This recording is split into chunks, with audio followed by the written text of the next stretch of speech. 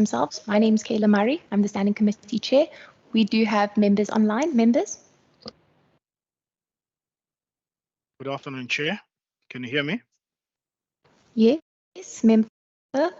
Yeah, good afternoon, Chair, and everybody in the House. I am Mbulelo Isaac Silibeku. Thank you very much. Hi, good afternoon, Chair. Khalil Brankes. Thank you very much. I believe we only have 2 members online today. From there, I will then hand over to the Minister to introduce her officials, and then I will hand over to the Mayor. Honor Joanne, who is not present with us on leave, who was the lead for the team, Olivia Dias, Shure Baks, Rashid Tofi, Ilse van Skadwijk, and Glenn Stein, who's in the room. We'll do a further introduction when we do our presentation. Thank you. Thank you very much, Chair. And good. In the House, my name is Kaping Wapatla Mashaka. I'm acting on behalf of the Group Chief Executive Officer, Ms. Portia Dabi, who is traveling overseas and has asked that we apologize on her behalf. Chair, in the room, my colleagues will introduce themselves. I see Mr. Jabum Daki, Mr. Lufuno Ralpata, and Ms. Phyllis Difeto. Can't see the other one on the other side, but Right, no problem. They'll introduce themselves, Chair. But online, we've got also members of Transnet Executive that are also joining the meeting. We have amongst us the Chief Executive of Transnet Engineering, the Chief Executive of Transnet Pipelines, and the Chief Executive of Transnet National Ports Authority. Ralph Mills, Michelle Phillips, and Pepe Slinger. We've got Shokibu Pape, and we've got other colleagues, Chair, that will not introduce all of us at the same time. The presentation from Transnet will be led by the colleagues that are sitting in the room with yourselves there. Thank you very much.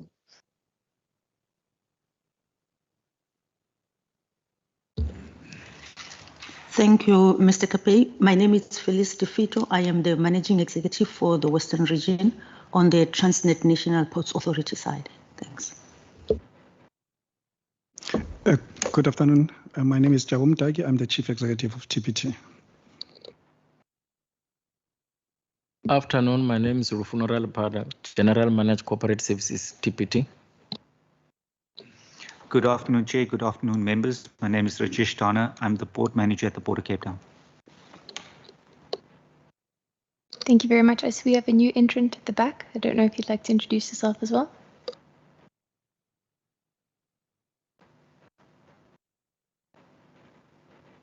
Thank you very much. All right, with that, I'll just... Chair, can I also acknowledge a board member of Transnet attending this meeting as well, Mayor Mpole. She's in the meeting as well. Thank you. Thank you very much. All right, with that, I'll move on to apologies. The only apology that we've received today is from Member van der Westhuizen, but I can confirm that we are quorate. In terms of House rules, so just for today, for those inside the House, if you can kindly mute your devices, your cell phones and your laptops, just so we can have a more smooth proceeding for the day. And for those online, kindly keep yourselves muted and also keep yourself, your video off rather. Should you have any questions, and I see there are already hands raised, you can use the raise hand function to indicate such. I see a hand from Sianda Mba. Good afternoon, Chair, and good afternoon to everyone on the call. I just wanted to introduce myself. My name is Yandamba, Acting Managing Executive. I will be representing TFR in the session today, presenting on behalf of Sizakelo, who could not join us as a result of an unfortunate a situation that she had. Thank you. Thank you very much, Bizimba. So from that point, we will then move over to the presentation. As noted earlier, we've just changed the program around, so I'll hand over to Transnet to do their presentation. I can see it's already flighted. Apologies, before I hand over, I see that there is another hand. I recognize Member Mvimbi. No, sorry, Chair. Just that I had my hand before, but I saw it went down, just to indicate that I'm also present at the meeting as an alternate to Honorable Wanzo. Noted. Thank you very much, Member Mvimbi. All right, I will hand over to Transnet. Thank you. Thank you very much, Chair. I will be taking the committee through the presentation from Transnet National Ports Authority side, covering the Port of Cape Town. And the presentation is very short. I'm going to cover the port overview. I'm going to cover as well the Port Efficiency Improvement Plan, which is in line with the request that we should come and share our plans to improve efficiencies in the port, and then will lead me to the conclusion. I will be relying on Vuyiswa. She's online, who will be flighting the presentation and moving slides for us. Going on into the next slide is just an overview of the Port of Cape Town, just for the members to understand how are we geographically positioned to make sure that we remain as the world-class infrastructure port, offering the one-stop auxiliary services to achieve excellence for our customers. That slide just shows that we have a total asset of about 15.8 billion, and also showing that we've got about 42 berths at 3 ship repair facilities, and that consists of, we have a synchro lift facility, we do have Robertson Dry Dock, we do have Starrock Dry Dock as well. And I will also just touch briefly on the terminal operators, because as the TNPA, we perform a very critical role of playing an oversight function through our terminal operators, of which TPT is one of them. So we do have 11 licensed terminal operators, and they are constituted as follows. We do have 1 container terminal operator, 2 MPTs, multi-purpose terminals. We do have 6 liquid bulk terminal operators. We do have 1 cruise and 1 break bulk. And on the right side, it's just to show the freight traffic that we move within our port. We cover containers for the deep sea import and export, and transshipment and coastwise as well. We also cover liquid bulk, and all these are aligned with the licenses that we have offered for the Port of Cape Town. We also have the dry bulk, which covers the import of agricultural products, grain and fertilizer. Lastly, the break bulk side, where we import cement and steel and export fruit, steel and fish transshipments. The other services that we offer, they include fishing, maritime engineering, as I spoke about the dry docks, the 2 dry dock facilities and 1 synchro lift, and we also do offer tourism and recreational facilities. And that's linked to the cruise terminal that we have in the port. If we can move to the next slide, Vuyiswa, that slide just indicates the footprint of the port, how we are laid out as the port. Just for understanding of the members, we do have the berths.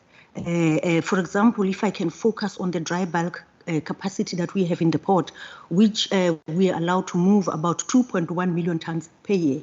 And when you look at the berths that we are moving our bulk, dry bulk, it's a berth D to B to D. The length thereof is about 641 meters. And then the other one, which known mostly as the long key, it's berth F to J, in total of 1,105 meters. And that is where we have TPT operating, whereas B to D, they are operated by FPT. What we have noted as well is that both this berth D, B to D, and F to J, we use them interchangeably to move dry bulk and break bulk. For the break bulk side, the capacity there is about 1.5 million tons a year. And if we go as well on the container side, the slides there, they indicate the berth there from berth 601 to 604, and we do have Eastern Mall 1 and Eastern Mall 2, and tank berth 1 and tank berth 2. Just a brief explanation on this is just to indicate that for the berths that we have on the container side, where it's operated by TPT, currently we're able to move about 1.0 million TEUs a year.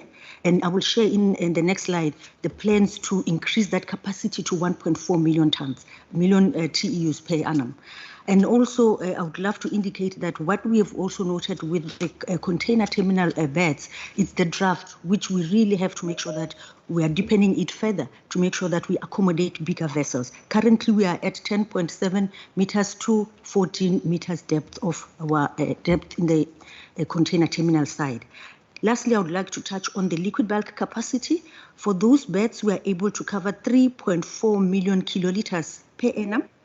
And the key lengths there, they are listed, but I would love to indicate just on Eastern Mall 1 to indicate that it's not operational. It's there as just one of our beds, but we are looking at plans to make sure that we make it operational. And then Eastern Mall 2, with the length of about 259 meters, it's operational. We're just finalizing the calculations in terms of the capacity. What we are comfortable with is that the depth of beds on the liquid bulk side, it's a lower and it's accommodative of the vessels that we are calling in our country. That is 11.1 meter to 13.4 meters. Now, the key thing that we requested, Chair, to come and share with the members, it's our plans as the National Ports Authority to turn around the port and make sure that we become more efficient in moving our vessels. So we are only going to focus on what we call the 8-point plan. And these are the areas that in various structures and meetings that we have been engaging with the stakeholders in Cape Town, including even the Western Cape government, issues that we discuss with Glen and Velile, we've always reported on this 8-point plan. Just in January, we had the dialogue session where we also presented the very same plan. What is interesting, Glenn, is that we've got now progress that we are going to share on the updates for the issues we've listed. We want to improve efficiencies in our ports. The first one, I will start with the optimization of the port as a delivery platform. We felt it's necessary to indicate we are continuing to use ABES, which is currently operated by FPT. For cargo operation. The reason why we highlight this is critical because there was a request, particularly coming from the government, to say, can't we see how we can operate this berth or utilize the terminal operator? So it is ongoing. We are very glad that we are utilizing that berth. The second one is around the port congestion through back of the ports initiatives that we have. And that includes the PIP site, that we always call the Port Industrial Park, and the Kulmbek, the acquisition. We've already spoken about how we have acquired the site back to TNPA from our Transnet properties. So with that, we just want to indicate that the progress is there in terms of enhancing the back of the port operations. We are planning to make sure that we increase the storage facilities, the warehousing, and also distribution centers within the Kulmbek side. And we've got progress because currently the team has worked on validating the 2012 study that was taken and also the refinement of the spatial development framework to be in line with the market aligned uses. And also we've noted the recent updates that the working team, they met already on the 18th to the 21st of April 2023, and also they've now firmed up the resources for the project, and they've also indicated that in terms of the maintenance that we're required to do within the site, the civil maintenance work commenced on the 24th of May 2023, and we have planned to end 30 August 2023. And we're also going to continue monitoring and implementing the requirements as per the notice of intent that we've received. If we can move also to the next one, which is combating adverse weather conditions. These are the issues that we raised several times because we know the weather in Cape Town is so much unpredictable, where we always say we can have 3 weather patterns in one day. So those also, they impact on our operations. There are studies that we are busy implementing or trying to find out how can we curb or deal with the challenge we are facing with the weather conditions in Cape Town. If I can just mention a few initiatives, long wave, we know that we had this challenge and we committed that we are going out, we are looking for the short tensioners. We managed to get them, the 2 sets are already active and operational within our container terminal side. We are planning to secure additional units for berth 601. Currently, we have equipped berth 602 and 604. That is why we're leaving it as ongoing as that part of the project. We have already got positive feedback on the stakeholders that they are indeed making a huge difference in stabilizing the vessel when it's at berth. High swells, we are looking at deploying a helicopter for the pilot there, and the timelines that we have set for ourselves, we are saying within 2023, 2024. Hence, we are saying it is in progress. In terms of wind, investigate predictive model, potential infrastructure and engineering solutions, and equipment which are more resilient to wind and optimal recovery plans. With that, I can indicate that we have already collaborated with the CSIR. You might have seen, some of you, that there is a session, a workshop planned for the 13th of June, where we are going to engage the stakeholders to find out how can we work closely to see what are the contribution or contributory factors on the challenges that we are facing here. And we hope that some people will meet on the 13th of June for that initiative. And we are working very closely with the CSIR. On fog as well, we are going to investigate the impact on marine and cargo operation to explore possible mitigations. And we'll cover that as part of the scope for the wind discussions that we're going to have on the 13th of June. If we move to the next slide, we focus now on the improvement on truck operations. We also spoke about this previously. The interesting part is that in terms of the interim truck staging area facility, it's been operational since June 2022, but we've realized that during the peak time, especially ahead of the stack closure, we do have a lot of truck facilities within the port environment, and we are currently now planning to introduce additional interim truck staging area to complement what we currently have. And we are also looking at increasing the port utilization on 24-hour basis, what we call the night runs, working very closely with TPT and supporting the enhanced truck booking system, the TPT Navi system. There we are exploring the possibility of integrating systems to enhance traffic management in the port. And in addition to that, host the truck industry workshop, which we are planning to have it by the end of July 2023. That's in progress. And lastly, within that initiative, we are looking at smart traffic management through enhanced infrastructure, systems, and operations. And we are hoping that with this, we'll be able to turn around the circle within the traffic within the port. And also, sorry, there is echo. And also the introduction of biometric card reader for the truck drivers that are coming in and outside the port. The fourth one is the optimization of the marine services. We want to deliver full resources for maritime services. And now, since the introduction of the 3 tugs, 3 berthing gang operation, 1 pilot boat, 1 work boat, and 1 launch, we've been consistently maintaining that since we've introduced the delivery of full resources for the marine services.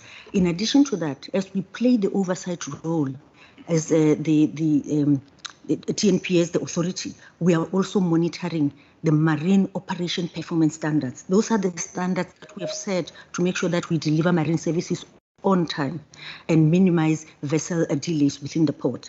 In terms of the marine fleet upgrade, we are looking within 2024 to have additional or buy new 2 work boats and also 2 launches by March 2026. And those initiatives are in progress and they are part of our capital expenditure program. We monitor them through our national CAPEX war room and our regional CAPEX war room.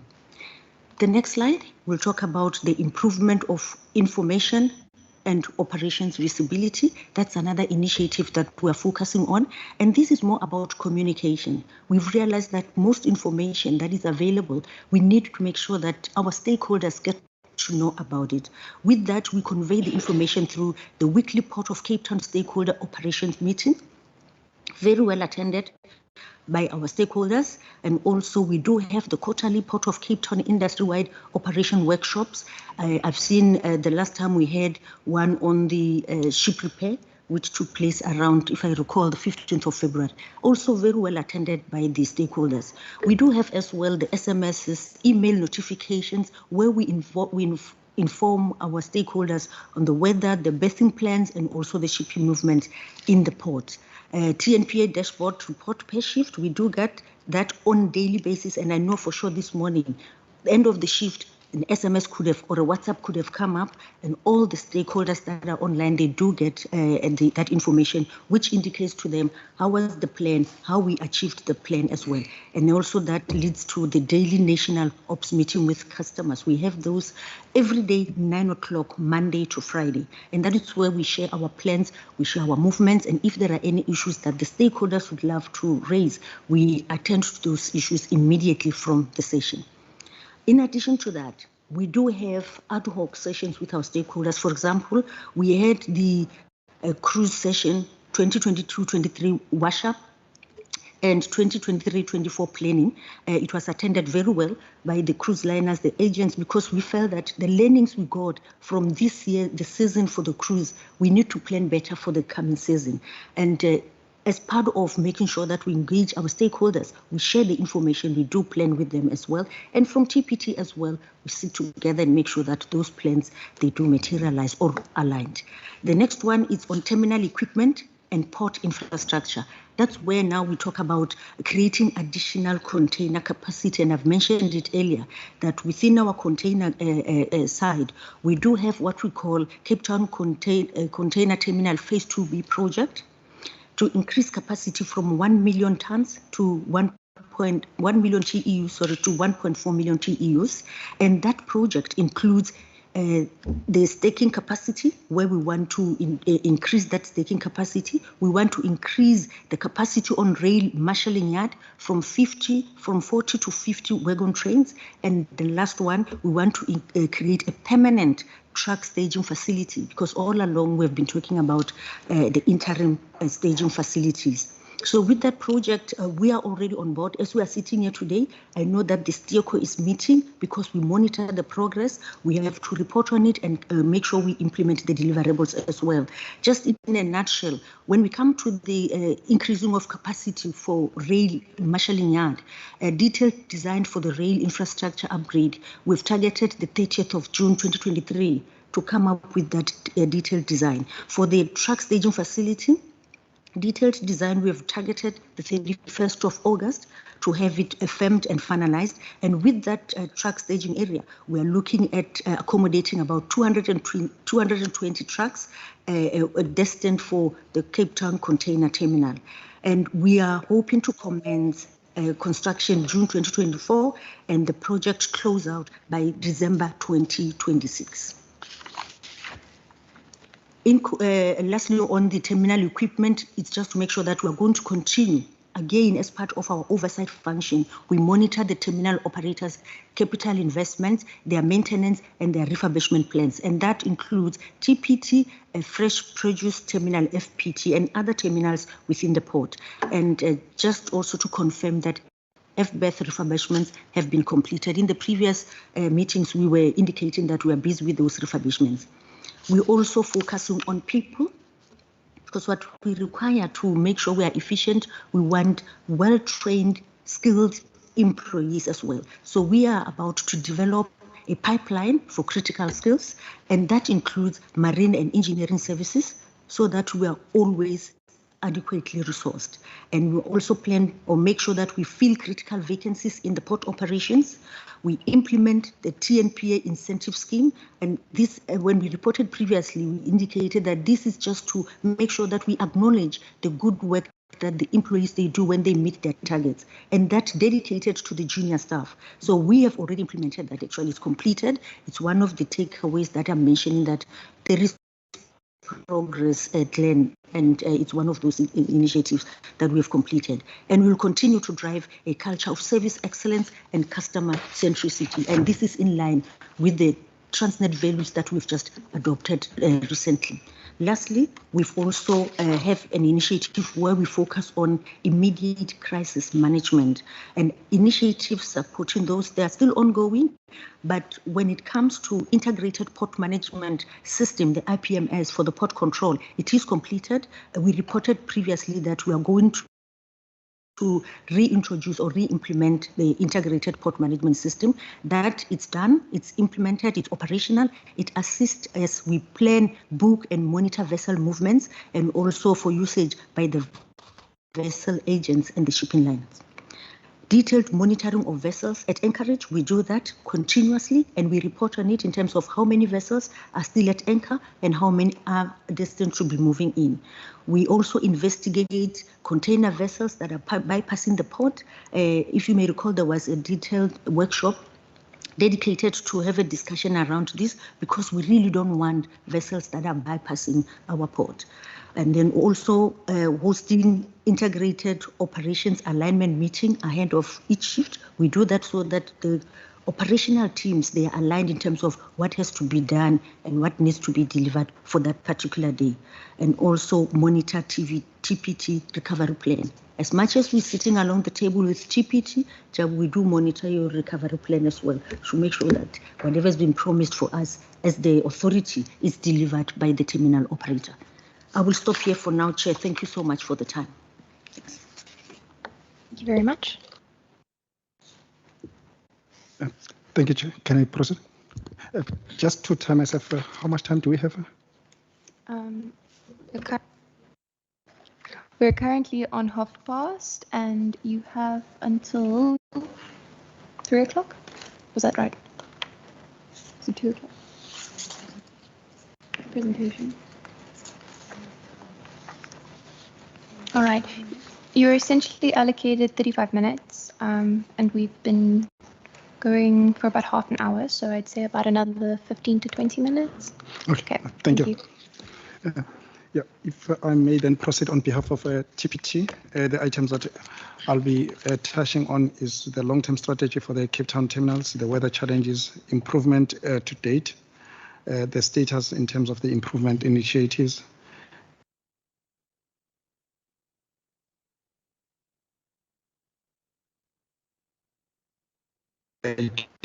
equipment requirements for the expected to grow as much as by 10%. This is also confirmed by our engagements with the different associations and the industry players like CGA and AgriSA and AgriBiz.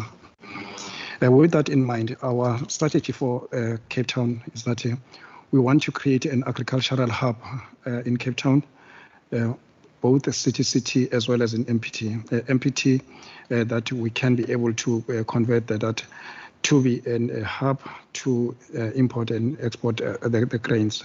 This is expected to be implemented over the next 3 to 5 years as we work with the industry as well with the necessary authorities and making the necessary investment to convert that as well. With regard to the other expansions, TNPA has already touched on that. We are aligned with the plans that and working together with them. On the next one, if I can move on to the the rail expansion, again, we are working with TNPA as well as supported by TFR, and the tracked staging area is also reported by TNPA that we are working together with. If we can move on to the weather delays, I think it's just to show the trend in terms of the impact of the weather delays. It's something that is occupying us. The next slide, please. Something that is occupying us within Transnet as it is having a huge impact in terms of our operation. As TNPA has indicated, they are looking at plans to ensure that we build a resilient operation that can be able to operate at a higher levels of interruptions, but also our recovery plans when we have these interruptions can be coordinated and synchronized. We can recover as quickly as possible. I will touch more on that as I'm talking to the equipment and the number of gangs and the initiatives that we're undertaking. On the next slide, we're just showing the improvement in terms of the vessel stay at the port. This obviously is the result of some of the initiatives that we have undertaken, but also working together with the shipping lines to ensure that we improve the operations and the planning. It's work in progress. There is room for improvement. It's something that we'll continue working on. The area that I'd like to spend more time on is the improvement initiatives that we have in terms of the infrastructure. I think TNPA has already touched on that.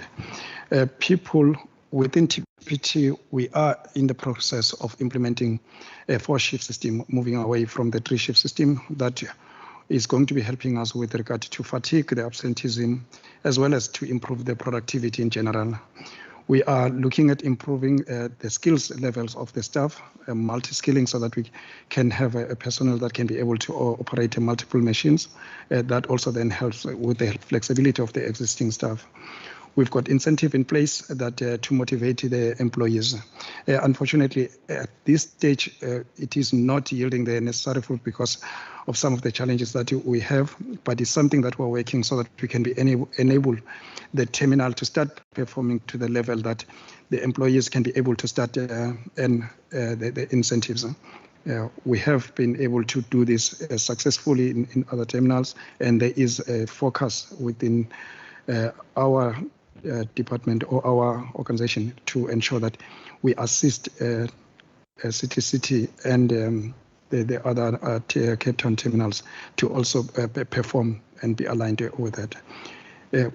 We also need to increase our gangs to E7 so that we can have a full set of gangs that can be able to support the operations. That is done through then the recruitment as well the training of the additional OLEs or operators of lifting equipment. On the equipment, some of the things that we've listed that just we can touch on. The 9th crane that we promised to bring to Cape Town was successfully delivered to Cape Town. It is operating, and we've been able to support the operation of the cranes with the support of labor. The reliability of the cranes has therefore improved. On the crane side, we can say that we have stabilized. The area that we have a challenge on is the RTGs. And again, we've got the focus plans to improve the availability of the RTGs, partnering with the OEMs and some of the initiatives that we have embarked on with regard to partnering and confining some of the critical space and supply with the original equipment manufacturers as well as original parts manufacturers. This will be coming into effect soon, but already on the ground we have partnered with Calma, just like we did with Labour on the cranes, so that they can be able to support the team on the ground.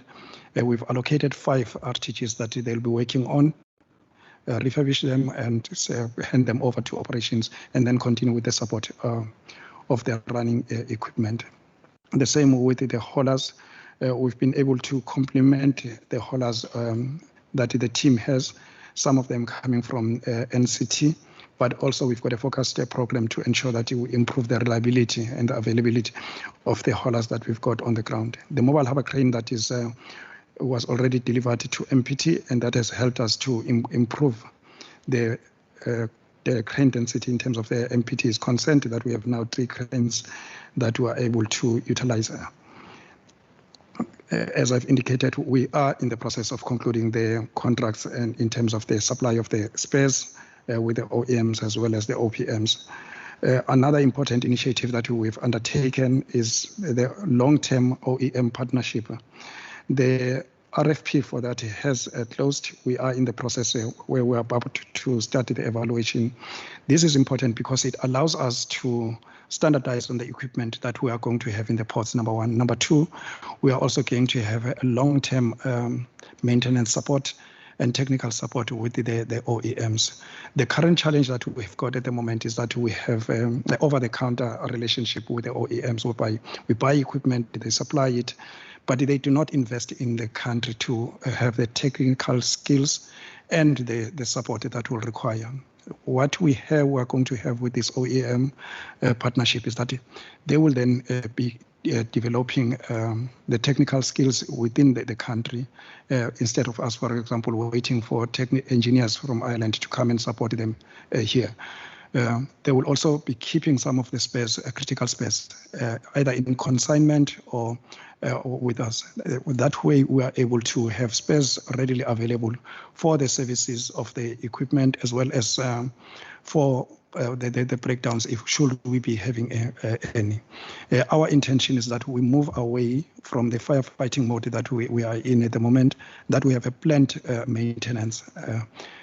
Currently, even you do want to execute a planned maintenance, you'll find that you still have a shortage of either the spares or the necessary support that you require from the services. That's something that we want to turn around, and we believe that there is a lot that we are going to be able to benefit from this, as well as by standardizing on the equipment that we're using. It means that the people on the ground are actually now trained on the standard equipment that we're utilizing, but also the spares that we're keeping is spares that we are utilizing across our 16 ports. And that is important. The short tensioners, we are getting the support from TNPA. They've already mentioned that. On the stakeholder collaboration, there's quite a bit of work that we're doing with that. I was quite encouraged by the dashboard that Glenn shared with us yesterday, which basically talks to what I think TNPA is aspiring to do. It's something that I think is already covered in the dashboard that they are working on. So it's, there's going to be increased collaboration for us to ensure that we make that a success, but it also helps us then to improve the supply chain in general, rather than just to focus on one area, and ensure that how do we synchronize the supply chain? Should we be having a bottleneck in one area, that we are able to identify that and remove the bottleneck, and the area that is actually lower performing, we can then focus on improving that. We will continue collaborating with the stakeholders. Some of them, like the night runs that have been mentioned by TNPA, as well as the shipping lines, like the investment that Maersk has done at the Belcon, is something that they've already started. We just need to see it coming to full fruition. And we know that they are engaging with our sister company, TFR, to be able to support that. I hope that the TFR will be able to talk to that. Also on the systems, there is work that we are doing. Sorry. If we can move on to the next slide. We are looking across our terminals and the ports. We are looking at what is required for an ideal equipment operation. I am aware that members will be aware that sometimes we do see the world rankings of our terminals. Some of this is influenced by the performance of the terminal itself, but also what is more important is that the crane density that we are able to deploy in terms of when we are working the vessel, as well as the supporting equipment to ensure that we are feeding the ship-to-shore cranes with the sufficient either containers when we're working to improve the GCH or the grace crane move per hour. Is important. With that in mind, then we've already moved the crane to increase that to 9. Our ideal is that we will want to get to 10 cranes in terms of the haulers that will be supporting that, to increase that to 72, and the gantries that will be dedicated to the waterside operation increased from 14 to 18. We are also then indicating what will that do with regard to some of the critical KPIs, like your ship working hour, as well as the GCH. Most notably, if we deploy as we are planning to deploy, you would have your ship working hour moving from 25 to about just over 70 moves per hour. So this is important, but we are finalizing in terms of how we're going to be investing and be rolling this out, and how do we ensure that the capital is available within the larger TPT and Transnet group. The next slide. On the TPT equipment investment plan, I've already touched on the OEM and the OPM collaboration that will be in terms of the supply of the spares as well as the services, as we are ensuring that we improve the reliability and the availability of the equipment. most of the items, Chair, are generic items that well, we are working on in collaboration with the OEMs as well. I think I'll take the presentation then as covered. Thank you. Thank you very much. I do see that there is a Transnet Freight Rail presentation. Ms. Mba, will you take that presentation or deliver that? Yes, Chair. Thank Yes, you. Chair. Thank you. Just before I get started, I do want to introduce Mrs. Mangele Kumalo, who has joined us. She is online. The work that we are discussing or will be sharing is a work that is being steered from her office. Just this slide is just indicating the TFR operations. We are made up of 6 corridors with a budget of 183.8 million tons for this current financial year. The Western Cape falls under the Cape Corridor, which has got a volume budget for 2023-2024 of 20 million tons, which contributes about 11% on volume for TFR and 20% revenue contribution. I think as an organization, it's well known we do have some binding constraints that I think we continue to talk about. We're still struggling with the locomotive challenges that we've got, infrastructure-related issues that are systematic failures as a result of an underinvestment coming over years. We are continuing to see an increase in security breaches that are impacting us on the running of our operations as an organization. Next slide. Just talking to the work that we're doing in the Western Cape and also some of the projects we have to attract private investment and partnership to support the agriculture value chain.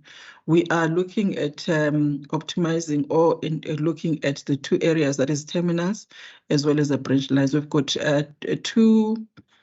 on the terminal space. We've got Belcon precinct that Jabu just referred to. That Belcon precinct, we just had signed a 25-year lease with Maersk, and we have started with the construction already. We then have these other terminals, Orchards, Elgin, Ashton, and Lutzville, that are still going to be going out on concession. We had gone out already, but we did not get any responses. We'll be going out on some of them. Hopefully that this time around we'll get some responses. We then have the branch line, the Ceres branch line. We have concessioned it, and we are currently running refers on this line. Just on the Belcon port, we are focusing on improving or running the rail shuttle between Belcon and the port. This is to improve on the stack management in the port area to assist with the turnaround time, ensure that there's fewer trucks at the terminal on the port side. We're looking at improving port rail operations through the joint planning that we do and optimization of the resources. Next slide. On the Belcon work that we are doing, we are looking at placing the Belcon terminal as a back of port facility. And we are doing this work with Maersk, as I've indicated, and the focus on that area is to increase the cold chain capacity and also to attract some of the rail volumes from road into rail. The warehouse, the Belcon precinct, we have got a land where we're going to be putting up a warehouse, cold storage. I think the space size that we're looking at there for the cold storage is about 12,000 square meters. We're also looking at going to be putting up a warehouse for about 20,000 square meters and a container depot in the Belcon Logistics Park.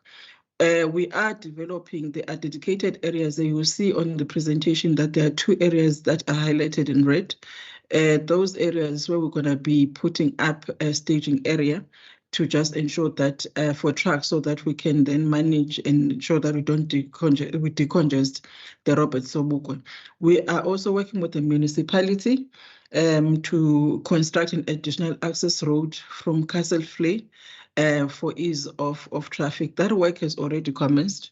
I think we have already done the risk assessment. There are various engagements that are taking place, and there are clear requirements of what needs to be done. So we continue to engage with the municipality to ensure that that work is being done. Next slide.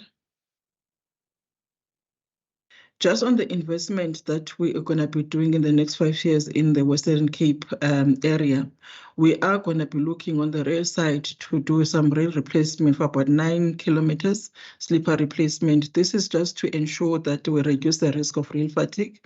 We would like to increase the lifespan of the rail network, improve safety, and just ensure that we increase the slot availability. We will be looking at the installation of Tiger and conduct wire between Wellington and Woodsley.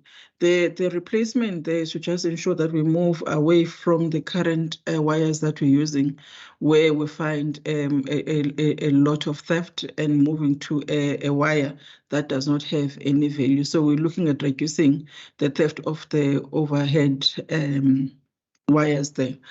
Reduction of theft on overhead wires. We just want to ensure that we also stabilize the network, improve safety, and also just ensure that we improve on the network stability with the reliable substations.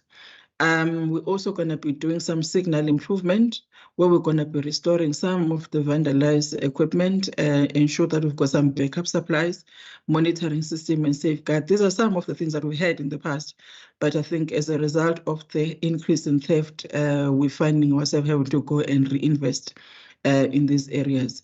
Then there's going to be some track upgrades that we're going to be doing, replacing of rails and sleepers, and also repairing of and rehabilitation of the network. We do have some challenges that we're experiencing around the encroachment of the rail reserve. I think in Bekweni, we do have some challenges. We're going to be putting in some wall. I think in Danon as well, we're going to open up a line. So we do have some challenges that we continue to engage with the municipality on, to look at what is it that we can do to ensure that we do not find ourselves where the network or the rail reserves have been encroached by the communities. Next slide. Just on the quick wins on the Western Cape, currently we are working on improving our service in terms of the manganese service going to the port of Cape Town. We are reinstating the network. The work has already started. We also have partnered with the customer that, in terms of security, to try and reduce and ensure that we've got technology that we are using to detect and be able to be proactive in protecting our network. The work that we are doing, we are hoping that we're going to be able to increase the capacity by an additional 500,000 tons of manganese that is coming through to the Western Cape. We're also looking at increasing the iron ore capacity via the Saldanha site through the rerouting of iron ore, and just bringing emerging miner slots to higher axle loading. There we're looking at increasing the volume capacity by probably about 2 trains per day for the export. We'll be freeing up some slots on the manganese side, and we are looking at about 4 million tons volume in terms of the total benefit timelines. We're looking at end of June. There is the work that has been done. We are confident that we should be able to meet those timelines. Next slide. I think from the TFR side, that is basically the work that we're doing with the private sector and the initiatives that we have. Thank you. Thank you very much, Ms. Mba. I would just like to say sincerely thank you to all Transnet colleagues. We really do appreciate you taking the time to come and brief us. We know that you have a lot on your schedule, and it's great to see the progress that you're making, sincerely. With that, I will now hand over to the Minister to make her presentation, and then if it's in order, we'll take questions collectively thereafter. Members, is that in order with you as well? Okay. Members aren't Yes, replying. Chair. Thank you, Yes, Chair. member. All right. Okay, we'll hand over to the department. Okay, and this is for the port. Okay, perfect. Thank you very much, Chair. Just by way of introduction, we continue to work with stakeholders across the entire port logistics value chain to create improvement right across that value chain, because we know that the benefits are immense to our economy, and the port is certainly pivotal to the success of the Western Cape economy. So with that, we have the team that has prepared a presentation, and I think I'll hand directly over to them. Thank you. Thank you. I think, Chair, I will not waste any further time, but also to indicate that this has been a collaborative work with all the stakeholders in the supply chain. And that is the tool we're going to present is not a performance monitoring tool, but it is actually a planning tool for all the players in the supply chain. It creates visibility in the supply chain, and hopefully Glenn will take us through the essence of the dashboard and how it integrates the supply chain as we envisage it. Thank you, Chair. Glenn?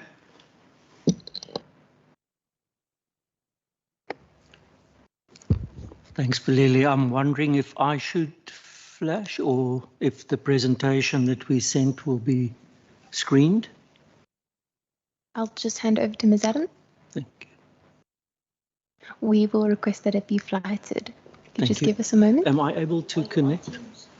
I can quickly go on to Teams.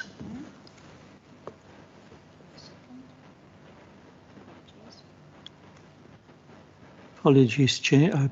I assumed that it would be on the system. Yeah.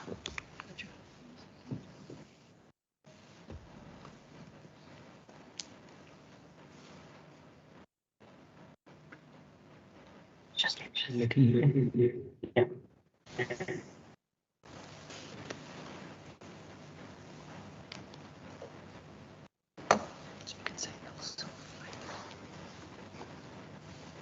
Just take a moment quickly to call one of the ladies who are assisting us to flight it, unless we're able to get it up here first. Okay, there we are. Fantastic.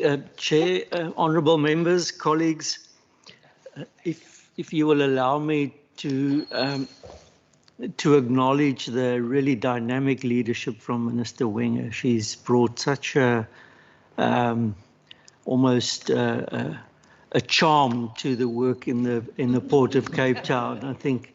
And whenever Minister and I go into the terminal, the managers compete to be photographed with Minister. And Valila, to yourself and my senior managers as well, just to salute you. And Chair, I wish to acknowledge also the relationship that Western Cape Government has with Transnet. So Jabu's in the room, Phyllis is in the room, Port Manager Rajesh is here. They take my calls when I phone them, and they allow me to make suggestions, and we take each other seriously and we respect each other, and I don't take that for granted, Chair. And I think that is part of why Phyllis and Jabu could show all the progress, is we sincerely try and augment each other and add value where we can. So, Chair, I'm going to focus very much on the dashboard, as Valile said, but just to follow the request from Standing Committee, we will give a little bit of context. Clearly, the mandate for Port of Cape Town for all ports lie with Transnet, with Department of Public Enterprises. So we have developed a protocol of collaboration, and we work together with them having the mandate and we supporting. And our focus is very much the bigger logistics chain, whereas Transnet obviously works on very specific nodes within the chain. So, Chair, I thought I would just run you through very quickly 6 points how the journey evolved from December 2019 when Western Cape Government started getting involved. Some of the research we did, applied research in the logistics chain, how we see the chain, how we would describe it, where the dashboard fits into that, and perhaps just touch on the current situation from the bigger logistics chain view, whereas our Transnet colleagues gave you a very detailed view of what's happening in the particular port and container terminal node. And then where we go forward, Chair, what I have on the wall, you might recognize Soli Fourie, our previous head there, Sisimpumi, the previous port manager, and Rajesh is now in a very capable port manager in her place. And in the front is our Captain Alex Mia, the harbour master. And so much happened since December 2019. The context was severe drought in the Western Cape and a massive recovery after the good rain, cargo that just wanted to move, and a logistics system that did not have the capability of moving that cargo. So everyone had to get together, join forces. We identified critical issues of that the logistics chain didn't have an institutional structure to manage it. We didn't have a strategy for the cargo growth, and the bunching of trucks were just causing mayhem in the Fort Precinct. Focused on 6 priorities. I'll just run you through the top 6 of them. And the first was the issue of terminal equipment, and that was always heavy lifting equipment. So Jabu shared with us now about that ship-to-shore crane and the mobile crane, and that we are still struggling a bit with the RTGs, but very grateful for the improvement in the marine fleet. And Rajesh has a policy of 0 tolerance for marine delays, and that policy has really demonstrated massive improvements. And then the 2 shore tensioners have been installed. 1 berth still needs one, and we're already seeing winter time is the time of ranging. That's when you get the current under the surface of the water that moves the vessel at berth. So now the prayer is really just to get that 3rd tensioner in as quickly as we can. And then in any strategy, anybody will tell you that communication is a top issue. It's a top issue here. We've already managed to mature from a one-way push type of communication to lots more two-way communication with WhatsApp platforms. We have a religious Thursday morning operations coordination meeting with everyone in the logistics chain, building lots of collaboration and goodwill from there. And of course, there's always room for further improvement on communication, and we'll be sharing with you our logistics dashboard. That's also a step in that direction. But all the people in this room will be able to tell you, if there was more time, how much everyone is doing on communications. And then we can never turn our backs on the transporter congestion and how that impacts on everyone else. It remains problematic. It interfaces, in fact, with every other priority. And then since we started working, Jabu and Valelia were still at the time in TPT, they instituted the truck booking system, brought a lot of relief, but it may even need some further refinement now in fine-tuning, which everyone is working on. And then the almost wasted capacity in the night shift that is keeping us all awake at the moment. And we're hoping to improve from our previous record of a 17% utilization to get us over a 20%. But that is going to need project management capacity, which we're very short of at the moment. Someone literally has to manage the moving of that cargo between a coal terminal and a transporter and the container terminal and the empty depot of a shipping line. Chair, the 4th, 5th and 6th priorities, just running through them quickly. Data and logistics, which is also where the dashboard comes in. We do have pockets of excellence, but we still don't have the integration on the data, and especially going beyond the container terminal and the port into the cold stores upstream and down into the shipping lines downstream, which is where our focus is now. And then the issue of comparative best practice. So consensus emerging on what it is that we should measure: waiting time to berth, vessel turnaround time, containers moved, ship working hours. You heard how Jabu spoke about that. Very encouraging to hear what he says about a 70 ship working hour. So, Chair, what we'll achieve then is not only improve on what we are doing now, but we'll be playing with the big guns then, because those are the sorts of performance measures that the top ports and container terminals have. The minute we start graduating and maturing to that level, you'll see Port of Cape Town Container Terminal sitting in the top page of the World Bank Competitiveness Index for container terminals. And then the last point here is the inland terminal, that's Balcon. And Phyllis spoke about that, Jabu spoke about that, and our colleague from TFR. That's the commercialization of the old TFR facility in Bellville. And Maersk then developing a cold chain capability there with the intention to rail containers into our container terminal. That image you see is the rail-mounted gantry. It'll take a lot of pressure off the ship-to-shore cranes. If we had time, I could share with you some of these 4 major pieces of research. We did one on transporter congestion, one on trying to understand what's happening with cargo and how those volumes are anticipated to grow, and then a deeper dive into wine exports, which remains one of our top exports, fruit, wine, frozen fish, and then what the economic impact of Port of Cape Town container logistics is. We've been able to quantify that, and that becomes the basis from which we are doing the rest of the planning. So I have one slide on each, Chair. I'm aware of your time constraints, so I'll just fly you through it. You've been hearing from Phyllis's presentation and Jabu how everyone is wrestling with the wind. In the past 2 weeks, it's been quite serious and it's pushed us back a little bit. We're seeing a 30% impact of wind on what we are doing. Some capability to improve efficiency a bit in terms of how we manage gates and shifts and even the stacks.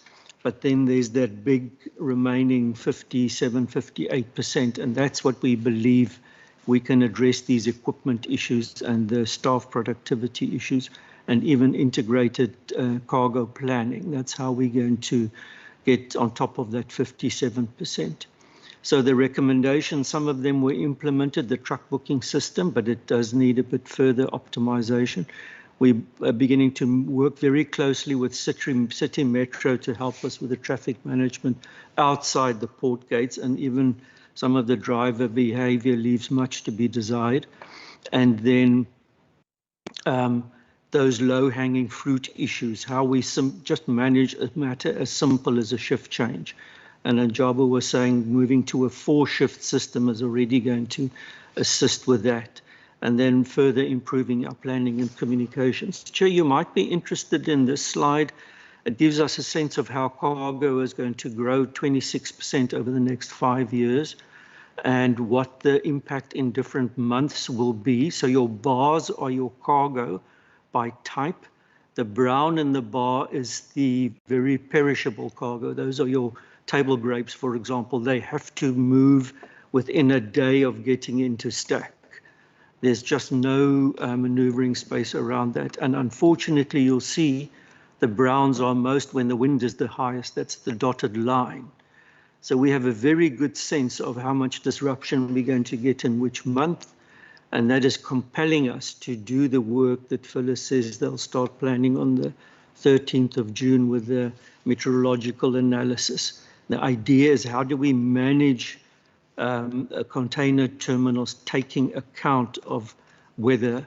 Here is a deeper dive on wine exports, and you will notice the unfortunate drop during COVID with all the restrictions that were on the movement of alcohol, and how we're catching up, and what we anticipate wine exports to be, and how, just going back to the previous slide, how to manage exports to at least minimize those peaks, because no operation can function effectively on peaks such as those.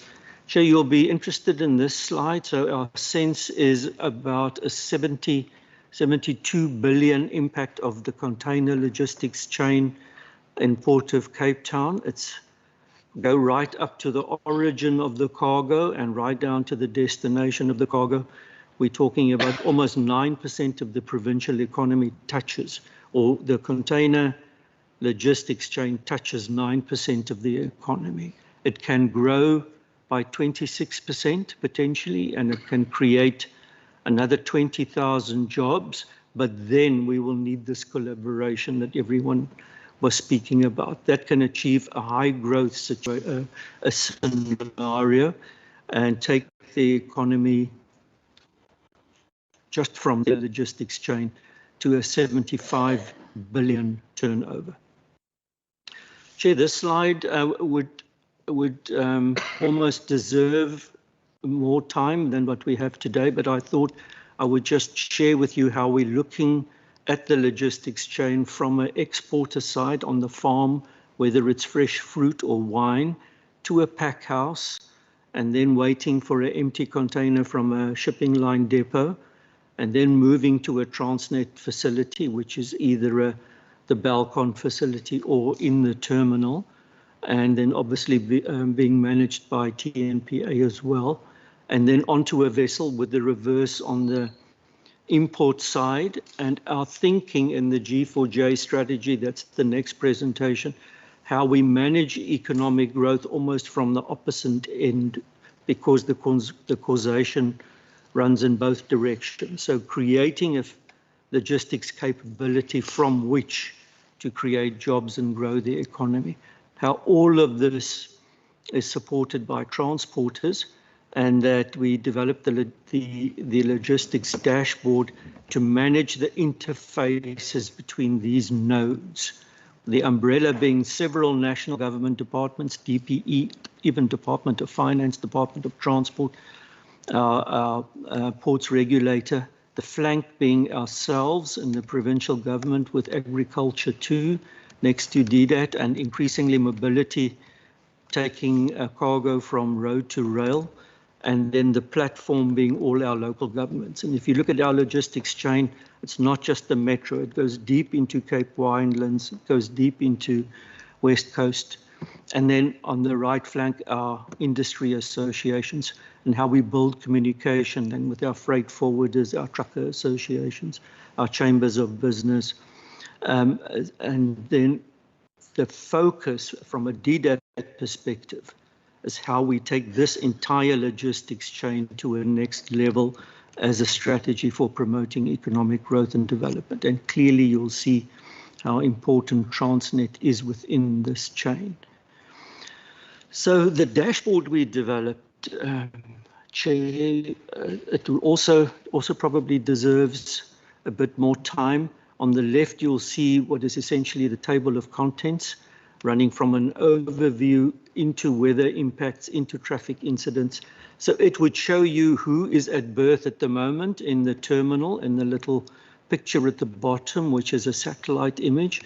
And it gives you a sense of how long vessels have been waiting at anchor and how many have berthed, how long they are at berth, what's happening in the stack, what's happening with transporters. And in the right bottom, it gives you a sense of what the weather looks like going forward.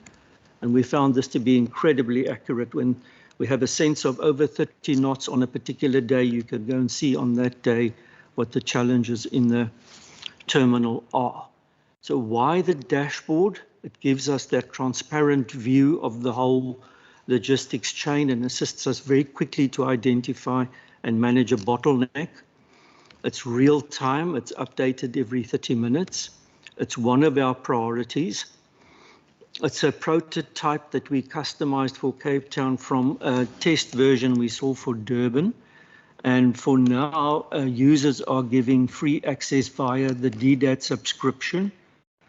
And the idea is once we develop line of sight of the entire logistics chain, that all users will use it as a planning instrument, as Velile said. I just added this marine operations report that I get from Port Manager every week, because this is the sort of information we use to draw in and augmented by satellite information to build that dashboard.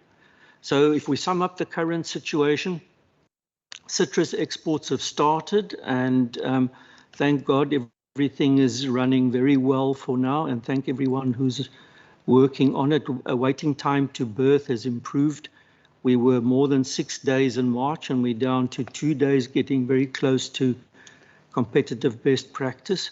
And our vessel turnaround time improved. I think Phyllis also showed this, down from 15 days to about 4 days, which is also getting us into mature good practice. And globally, that has been noticed. So Linalytica, which is a global port congestion watch, has picked that up and has showed the improvement in Cape Town. As Jabu says, the rubber-tied gantries, that's where the pain point remains, and is bringing Kalmar. We saw the minute he brought cranes, we saw the improvement, and so we have every reason to believe that we'll see a similar pattern with Kalmar. And now with us to the prayer is just bring that third one as quickly as possible. Great expectations around Balcon, additional plug points we'll get, but then the shiver of load shedding, that shiver doesn't want to go away. So just wrapping up the whole presentation, Chair, before we look at the way forward, strong platform for collaboration. The last stakeholder workshop hosted by Minister Wenger was 20 January, and we'll probably have a similar one, the 5th one, roughly that time next year. Hydraulic tensioners are functional. Port manager is not allowing any marine delays, and it's working very well for everyone. That 9th ship-to-shore crane and the 3rd mobile added huge functionality. Critical indicators have improved, as we showed. Nice record of 21,000 TEUs in April, and we're hoping to beat that now that the citrus is moving. Globally, this is being recognized. The dashboard has been released. Balcon is bringing a lot of hope. So as we move forward, the design thinking is keep working on what is working and intensify that. Ramp up the planning coordination. So there's planning capability in Transnet, in the terminal and in the port. That planning capability needs to be broadened into the cold stores and with the shipping lines. Consensus on what it is we measure, and that those targets are not just improving from our own best, but improving to global best practice. Looking for additional opportunities like Balcon, so that we take off pressure of single organizations to carry all this cargo, and then collectively make that best case scenario happen with 26% growth in the next 5 years with 20,000 new jobs. Thank you, Chair, for this opportunity. Thank you very much. I really do appreciate all of the presentations that we've received today. With that, members, I would like to open up to any questions that you might have. If you could please raise your hand to indicate if you have a question. We'll pose questions collectively to Transnet and to the Ministry or Department as well. And we'll take it from there in rounds of 3. Members, for the sake of time, if you could limit your questions to 3, and then we'll see in terms of time if we can take further rounds.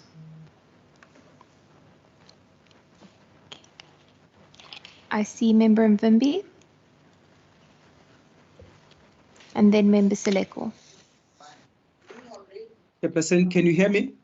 Yes. Thank you very much, Chairperson. I would like to welcome the presentations. All 3 presentations have been very comprehensive and actually very impressive. Now, Chairperson, I just want to check, because when I was looking at the heading of this meeting, I was quite worrying coming here, as if there were serious inefficiencies in the port, but the presentation that I've watched and I've actually listened to seem to paint a completely different picture. If there are challenges that are actually manageable. I think all representation are pointing towards a very, very positive picture of the management of the port. And I think even the last presenter even says that thanks God everything is working for now. So I just could not, maybe there might have been a time where there were serious challenges that we came to a point where we said that there are inefficiencies in the port. Maybe if there was such a time, I would like that even be pointed out to us, that was there any period that the port has experienced inefficiencies? That's just a general question. Maybe I would like to actually maybe get a comment on. But also, if I can just go into some of the issues that were raised in the presentation. One of the challenges was that there was a problem with the issues of RTGs. But I think ever since there have been about 5 that have been allocated. Now, apart from that, but then one of the challenges is that there has been a problem with the over-counter OEMs who don't want to invest in the country. Now, that's actually one of the compliance problems that we actually experienced. Maybe I just want to check whether if maybe the presenter could just elaborate more on that, whether has there been any mitigating factors or ways that have been employed in order to actually deal with that challenge, because the reason we are having all these SOEs is because we'd like them to play a meaningful contribution into the development of the economy and also into actually growing the economy eventually. So maybe if I can just get some more elaboration on that as to whether how did they manage to tackle that factor. But also the second question, Chairperson, will be around the issue of, I see that in the presentation, it was mentioned that there has been there's going to be an increase into the railway network. But it look like also this increase seemed to be talking about only Cape Town up until Saldanha. I just want to check whether are there no other point of economic activity that Transnet is involved in other areas in the province, because the province, as you might note, it start right from the port will start right from from Cape Town right up into Plettenberg Bay, where I am. I just want to check whether are there any point of economic activities that are taking place along the Garden Road as we are actually coming out of Cape Town as well. Is there any other ways and means of economic development in terms of the rail network that Transnet is actually involved in?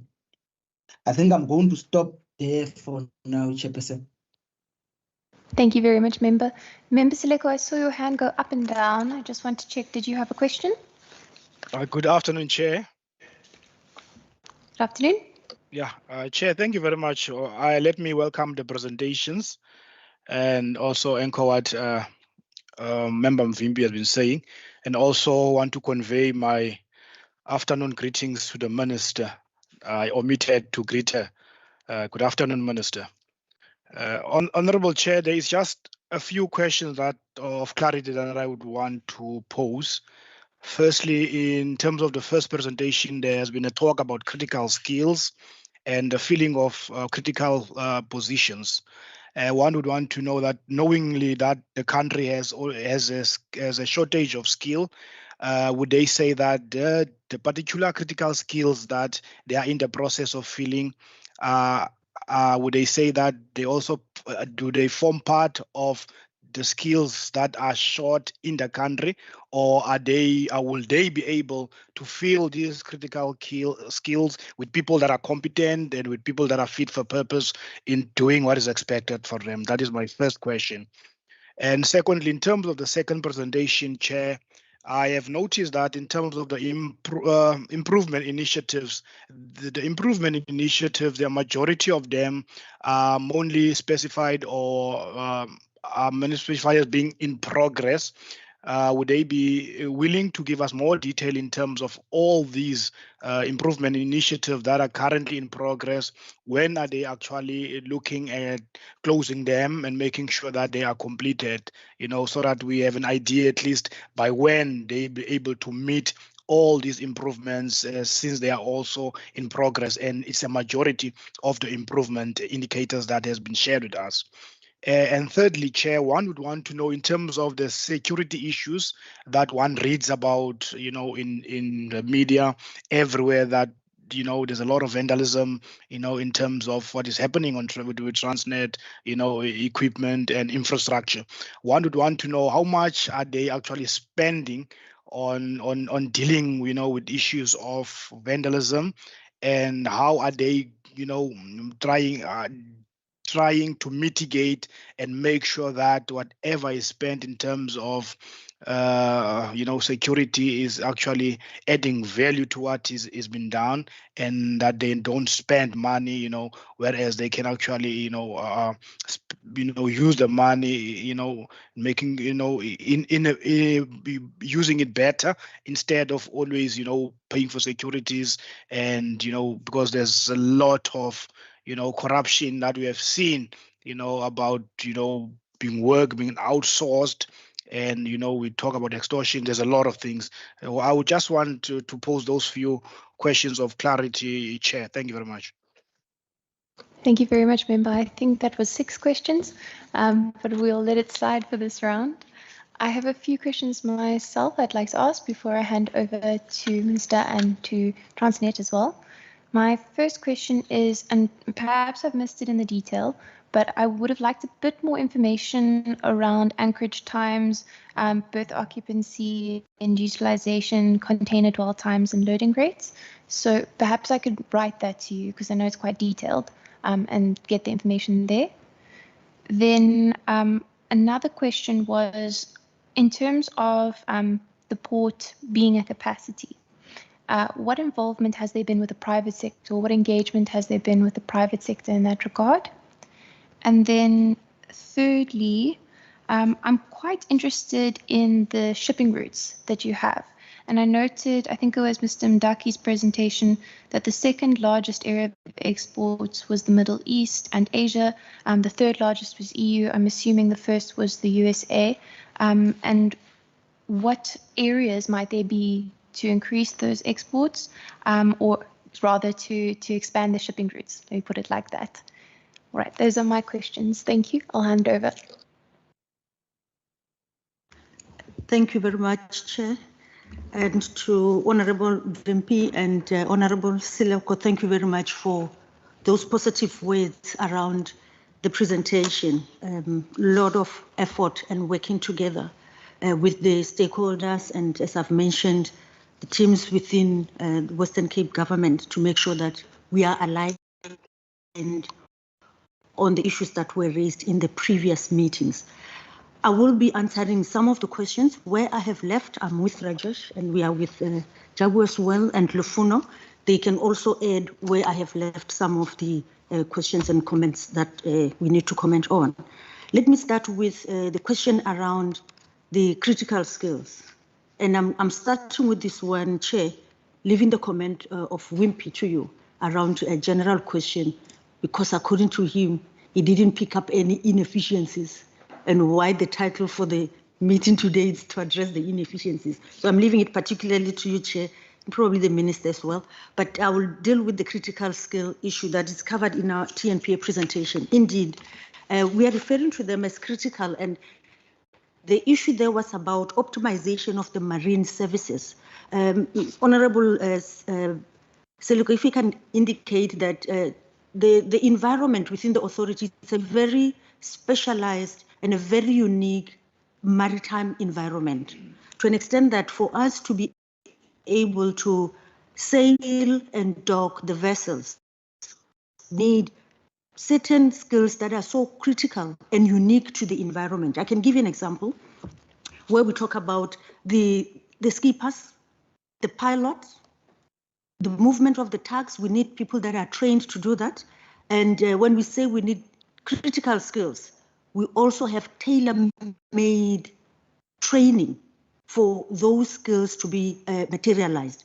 Through our Transnet Academy and the Maritime School of Excellence, we take our people for those critical skills to be trained and be able to operate the fleet that we have within the marine environment.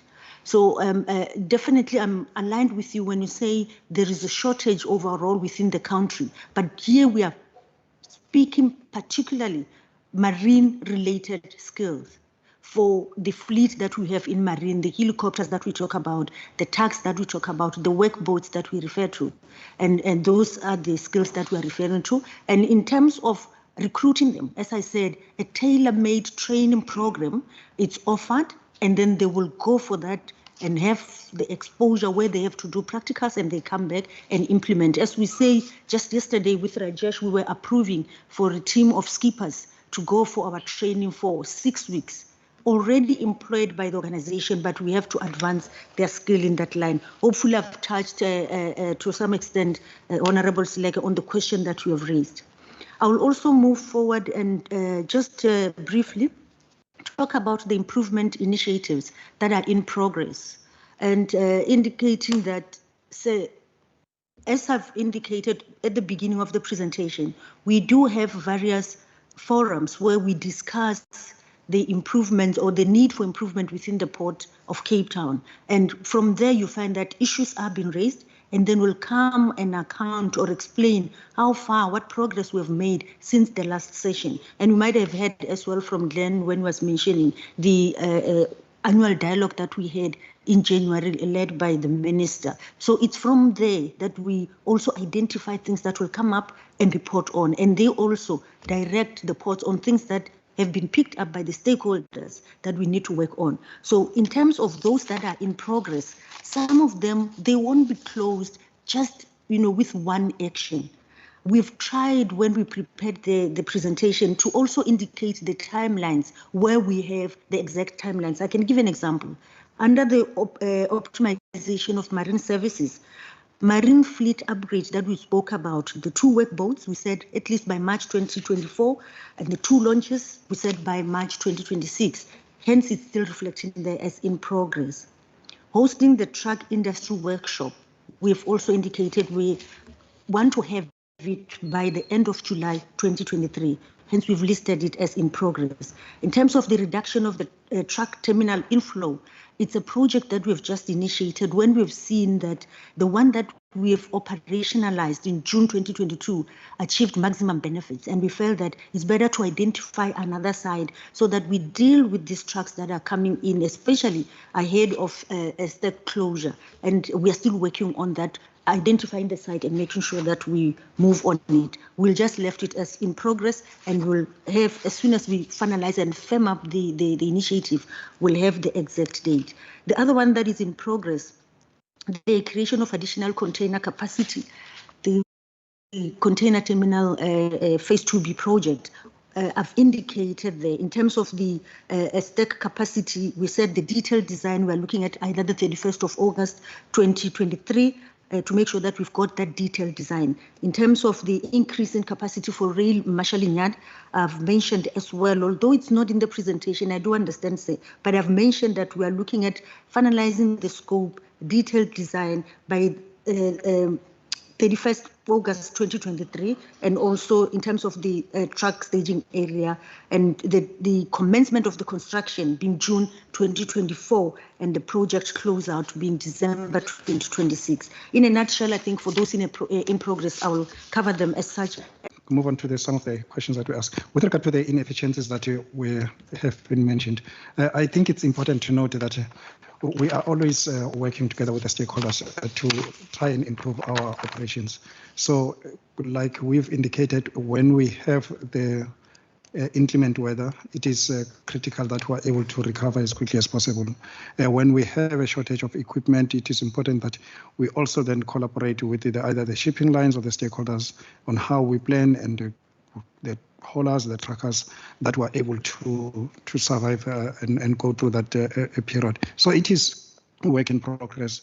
We are definitely not where we want to be with regard to the efficiencies that we have within the ports. We do believe that we should be improving, and that is why we are talking to a lot of initiatives that we are putting forward so that we can improve our efficiencies and operations in the ports.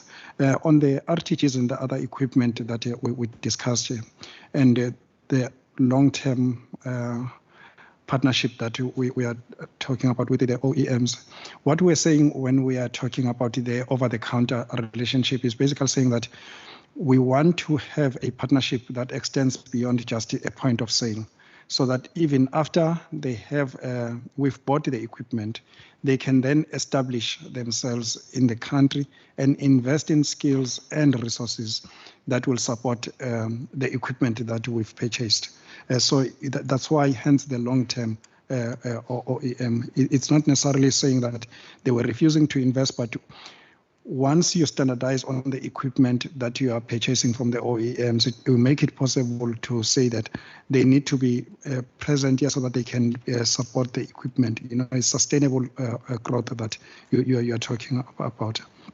On the critical skills from our side, I think we've touched on the OLEs, which is the operators of lifting equipment that we are training. So it's skills that we do recruit and we can train, and they will be competent to operate the equipment that we've got. On the others, Chair, that like you've indicated that you've written to us, we will be able then to submit the answers in writing. Thank you. Sorry, Chair, we also forgot to comment on the private sector involvement. Just to give an example, with the Port of Cape Town, recently we went out to market for LPG, seeking for a private terminal operator, and it's still out. The briefing session happened on the 19th of May, and the RFP submission is closing on the 15th of June 2023. So for us, it's some of those initiatives that are in line with Section 56 of the National Ports Act, where we allow private sector to come into our terminal and operate the terminals that we have. So this is the one that it's very close, and it's just happened recently to indicate that we are in line with the expectations as per the National Ports Act. Thanks. Members, I will allow for any follow-up questions based on the questions that you initially asked, and then from there we can take another round. Are there any follow-ups? Okay. I see Member Mvimbi. I don't know, maybe I was not listening properly, man. I don't know whether was my question on the issue of these RTGs, was it answered? And the fact that some of the OEMs don't invest in the country. Okay, thank you. Before I hand over, I do see Ms. Mba's hand. Thanks, Chair. I wanted to just provide a response on the two questions that were posed on the other opportunities, as well as around the security, if I can. Yes, please. Thank you. So just on the other opportunities, we do have, we are currently reviving a line, George to Klippert. There is a PPC mine there. We are looking at reviving the traffic, the cement traffic from that line. Then we have a George to Neisner branch line that went out on tender on, and that tender closed yesterday. There we are looking at activating the tourism business. Then we have the Elgin that we are going to be re-advertising that I've mentioned in my presentation. And activities or the work that we're looking at in the Western Cape area. Just on the security, I think we have spent a lot of money on. I think the question is that couldn't we have spent this money elsewhere? And the answer will be probably we could have used this, but I think where the challenge you have is that you've got traffic that you need to support that is currently running. So you have no choice but to continue investing, but looking at opportunity at ways where you can mitigate that security breach, so that you can be able to attract additional volume into the network. So yeah.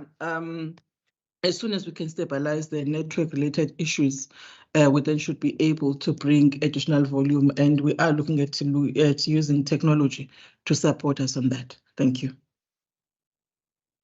Thank you very much. I will hand back to Transnet in terms of that unanswered question. Apologies if you did speak to it, but I didn't quite get a response in terms of the shipping routes and whether they would be expanded at all.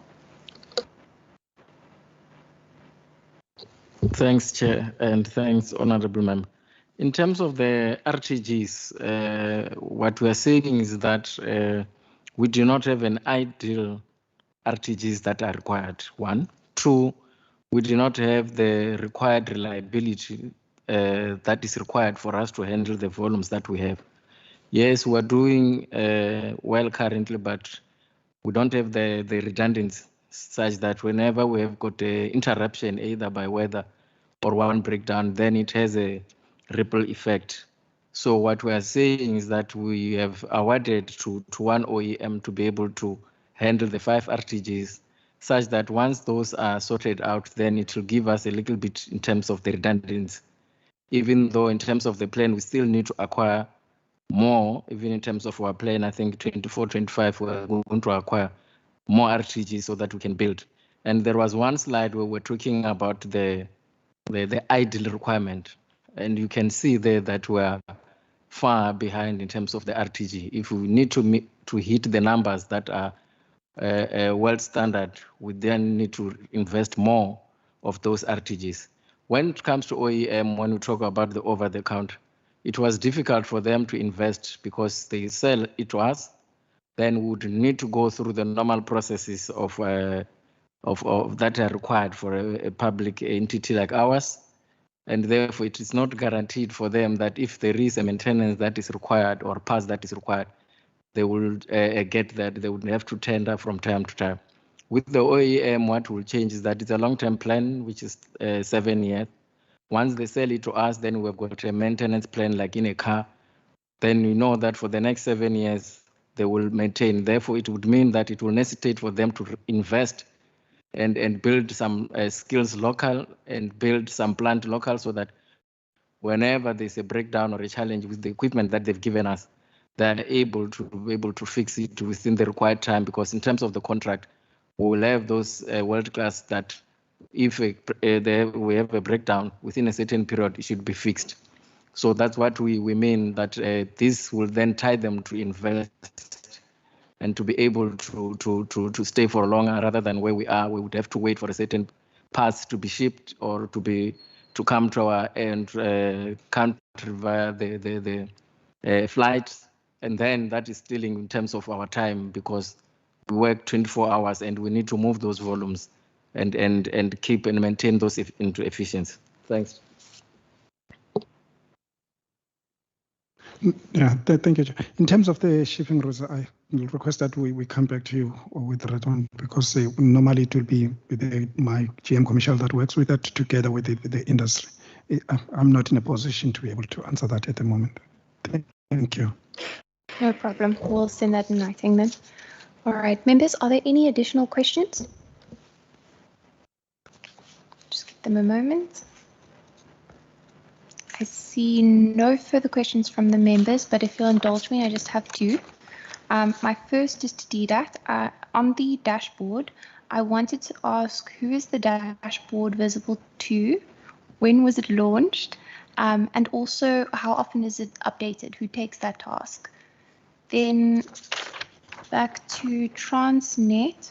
One of the buzzwords, of course, is green hydrogen.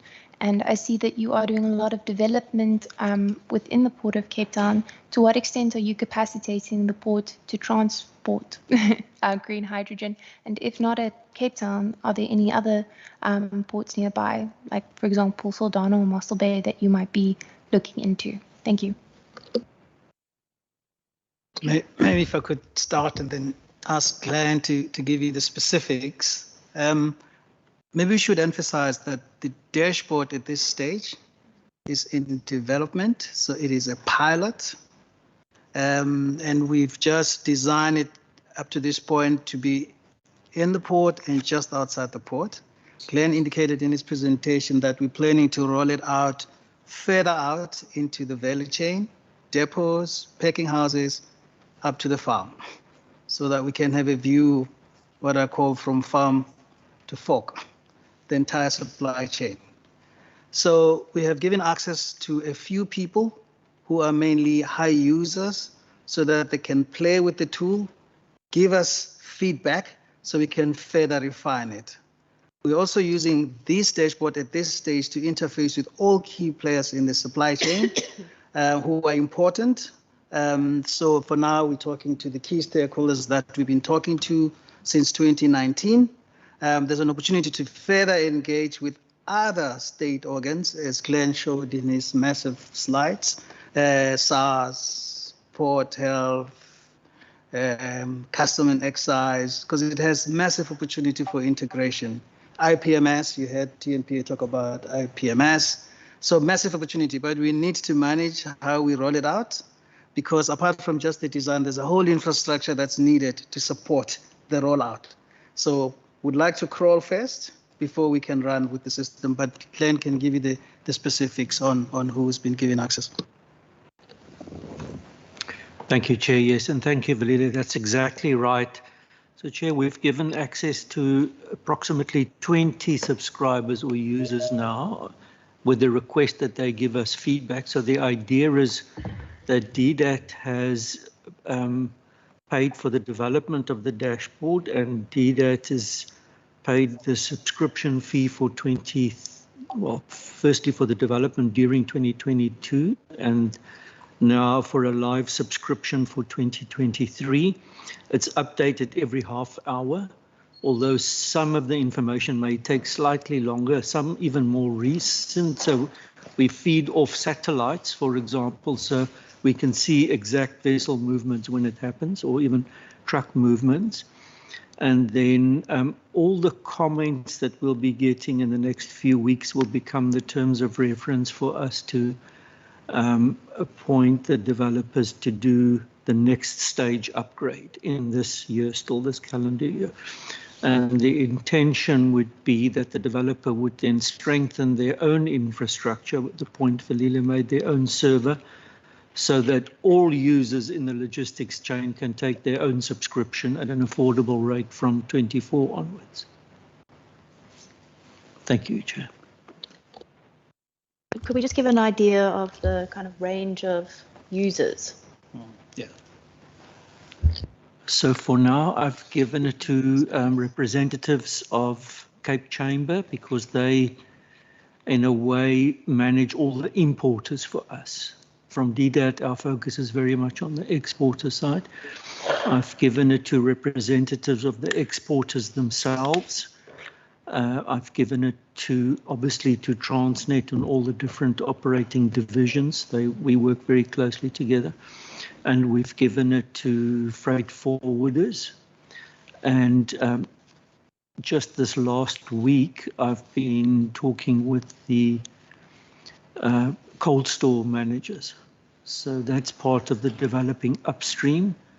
And I'm probably going to be giving it to some of the shipping lines soon. I've just showed it to them, and they're incredibly excited, but I haven't given them login details yet. Thank you. Chair, we've also given to the trucking fraternity.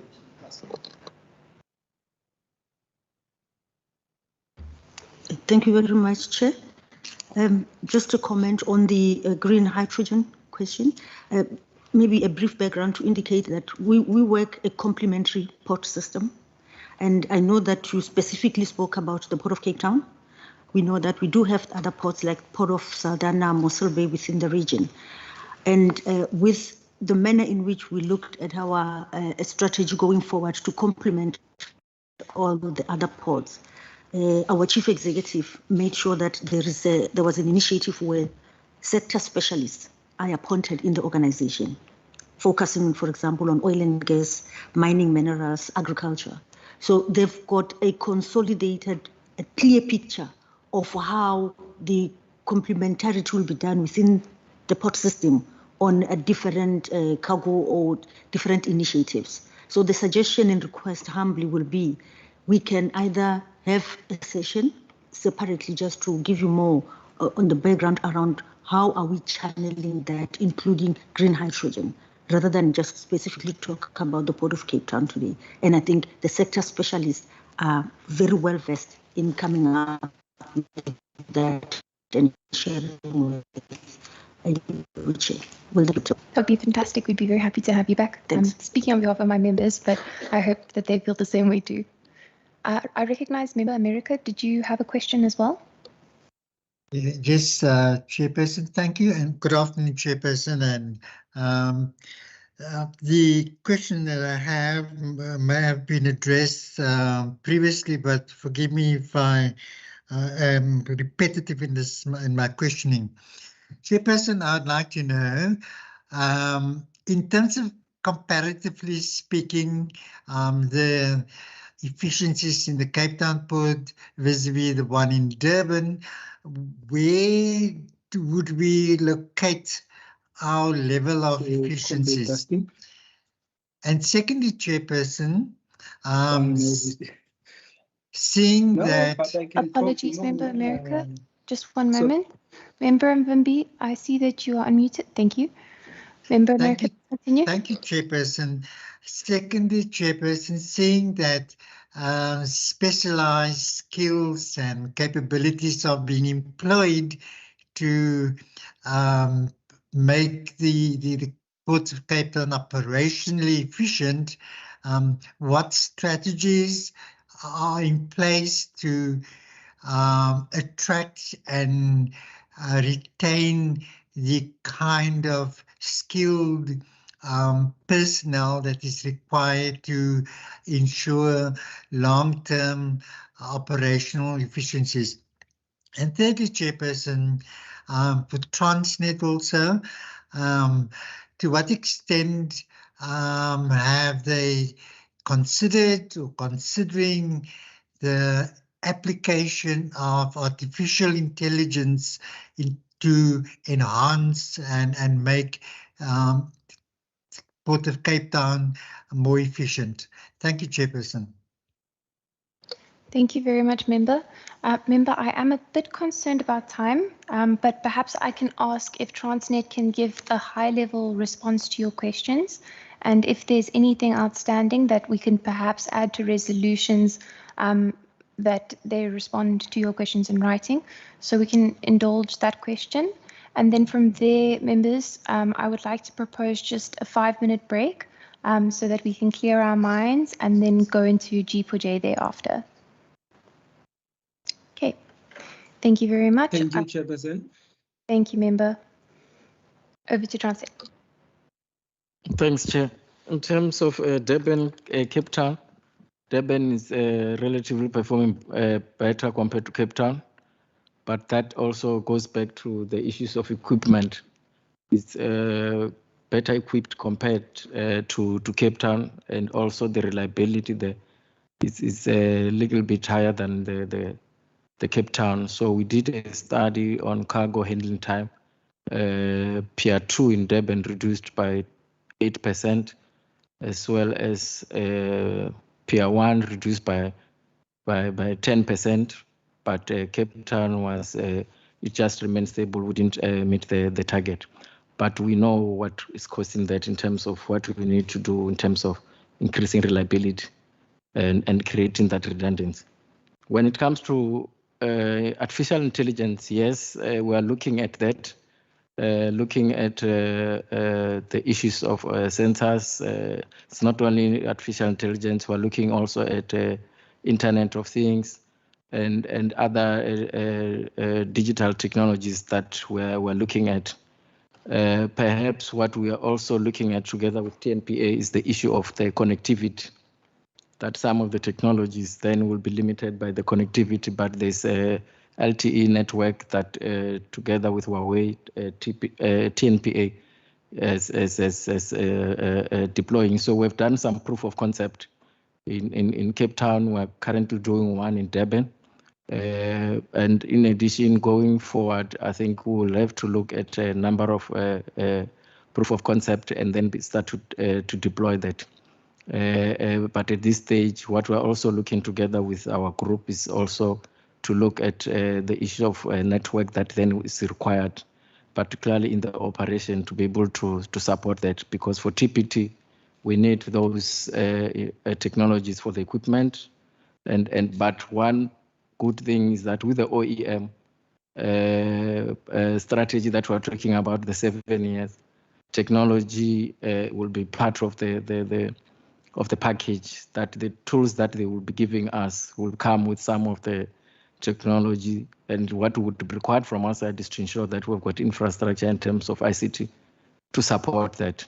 And that's the space that we're looking for, that this OEM will give us, that all this new equipment will come with a new technology that have all these digital technologies that I just touched on briefly. Thanks. If I may just add to that, because I can see the Durban and Cape Town slightly.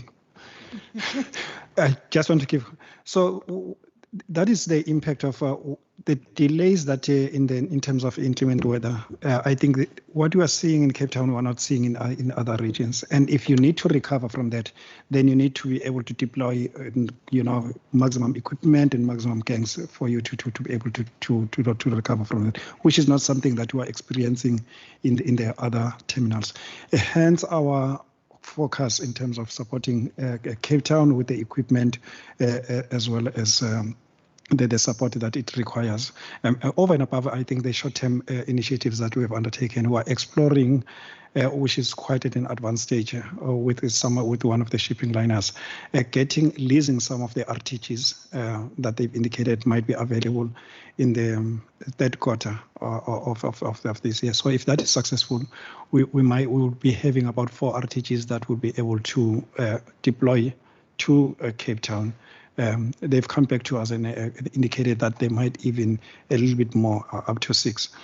When they make that available, they'll all be deployed to Cape Town to be able to support the Cape Town operations. That is the level of focus in terms of ensuring that we intensify the recovery within Cape Town itself. Thank you. Thank you very much. And with that, I would like to sincerely thank and recognize the leadership that we've seen today through the Minister, through the HOD, through Advocate Defeto, through Mr. Mdaki, and as well through Ms. Mba. Thank you so much for the collaboration and the work that you're doing in strengthening our economy and strengthening our ports. There really is turnaround, so you can be very proud of yourselves. So, and thank you again. I'd like to excuse Transnet. You're welcome to sit in if you'd like to listen to G4J, but I'm sure you do have pressing matters to attend to. You're also welcome to go to the members lounge, grab a coffee and grab some food there before you head out. We'll take a quick body break of 5 minutes for those who are here and then reconvene at 3 o'clock. Right, thank you everyone.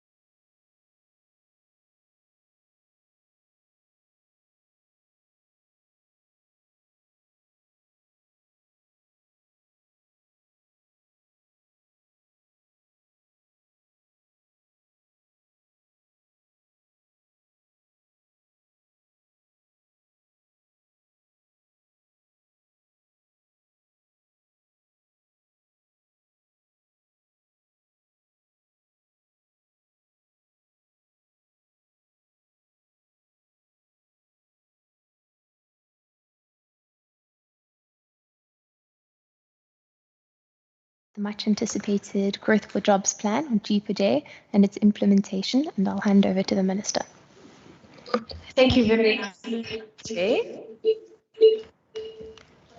Apologies, I think if we can just mute the device next to you, the laptop. Yes.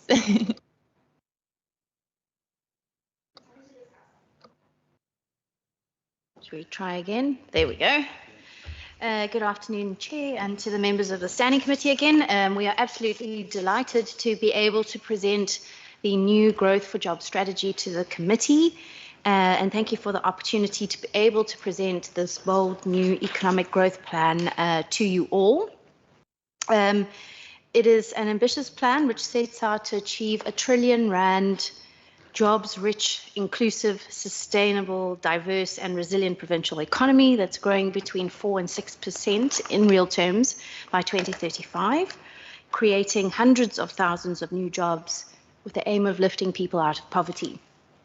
The plan is where businesses, big, small, informal, have the energy, water, infrastructure, skills and technology that they need to grow and succeed. That a child, no matter where they are born, has a pathway to a better life. We know that we're in a difficult point in our country. We have stagnant growth, devastating load shedding. We're looking at the real prospect of recession. We've got very high levels of unemployment.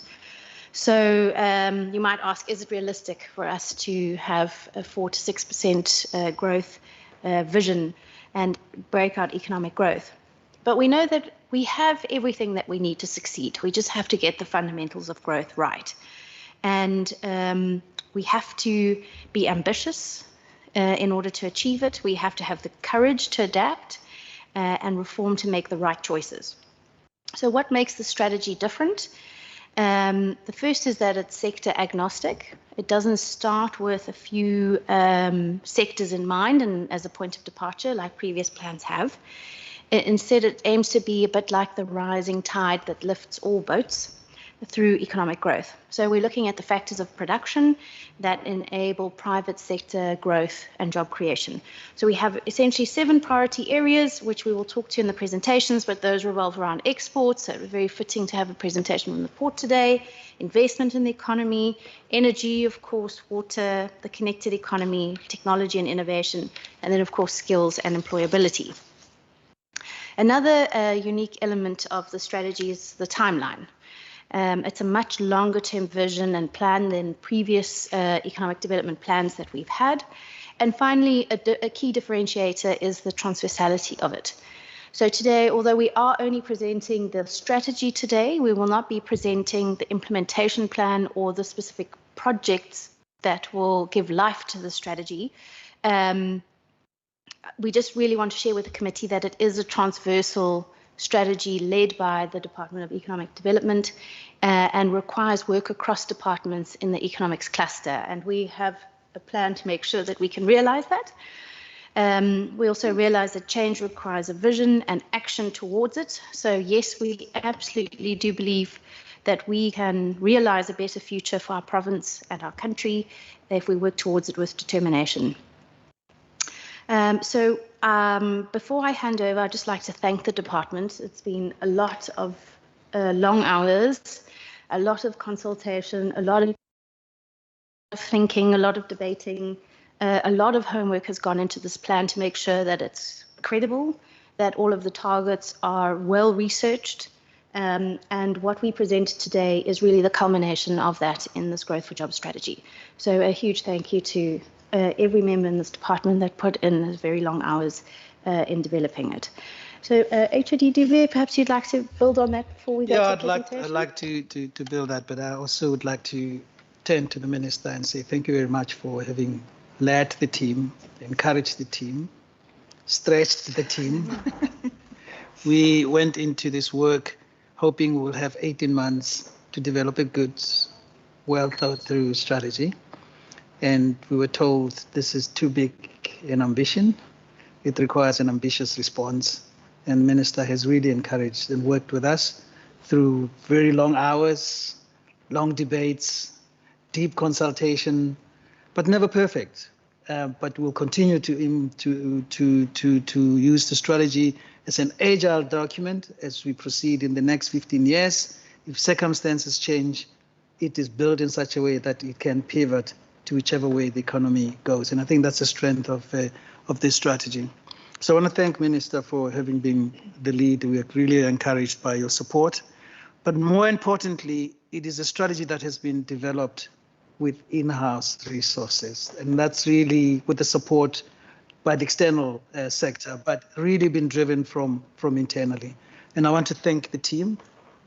Joy is not here today, who has been the project lead, but wherever she is, I think we really like to thank her resilience, her courage to drive this project to where it is up to this point.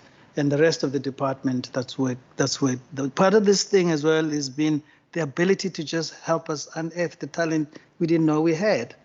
So getting people working hard and long, Sheree, part of the team, and the rest, Rashid is still here. I didn't see Elsa. Is Elsa left now?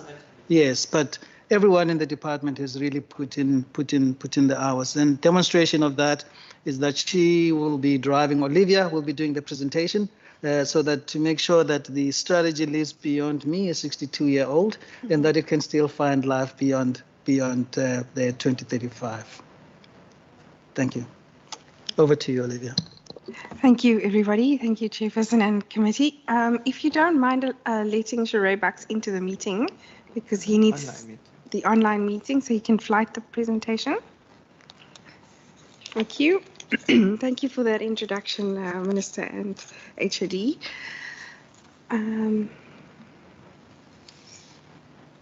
Your wrong presentation. Thank you very much. Thank you, Sheree. If you go to the problem statement slide, I think the introduction provides significant information. Chairperson, if you don't mind, what I'll do, because this is a very dense and rich piece of work, I'm going to highlight key points and factors. And if there are in the discussion any further information required, we can always take that further or provide it at a later stage. So the fundamental I think premise and departure point is that if we look at the graph on the screen right now, is that the Western Cape mirrors very much the growth trajectory of South Africa.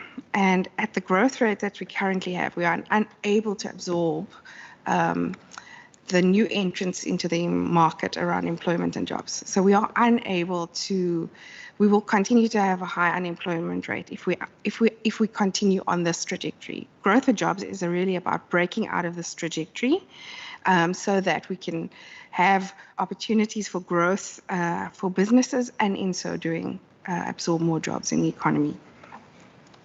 Okay. So the vision for growth for jobs, and I'll read it.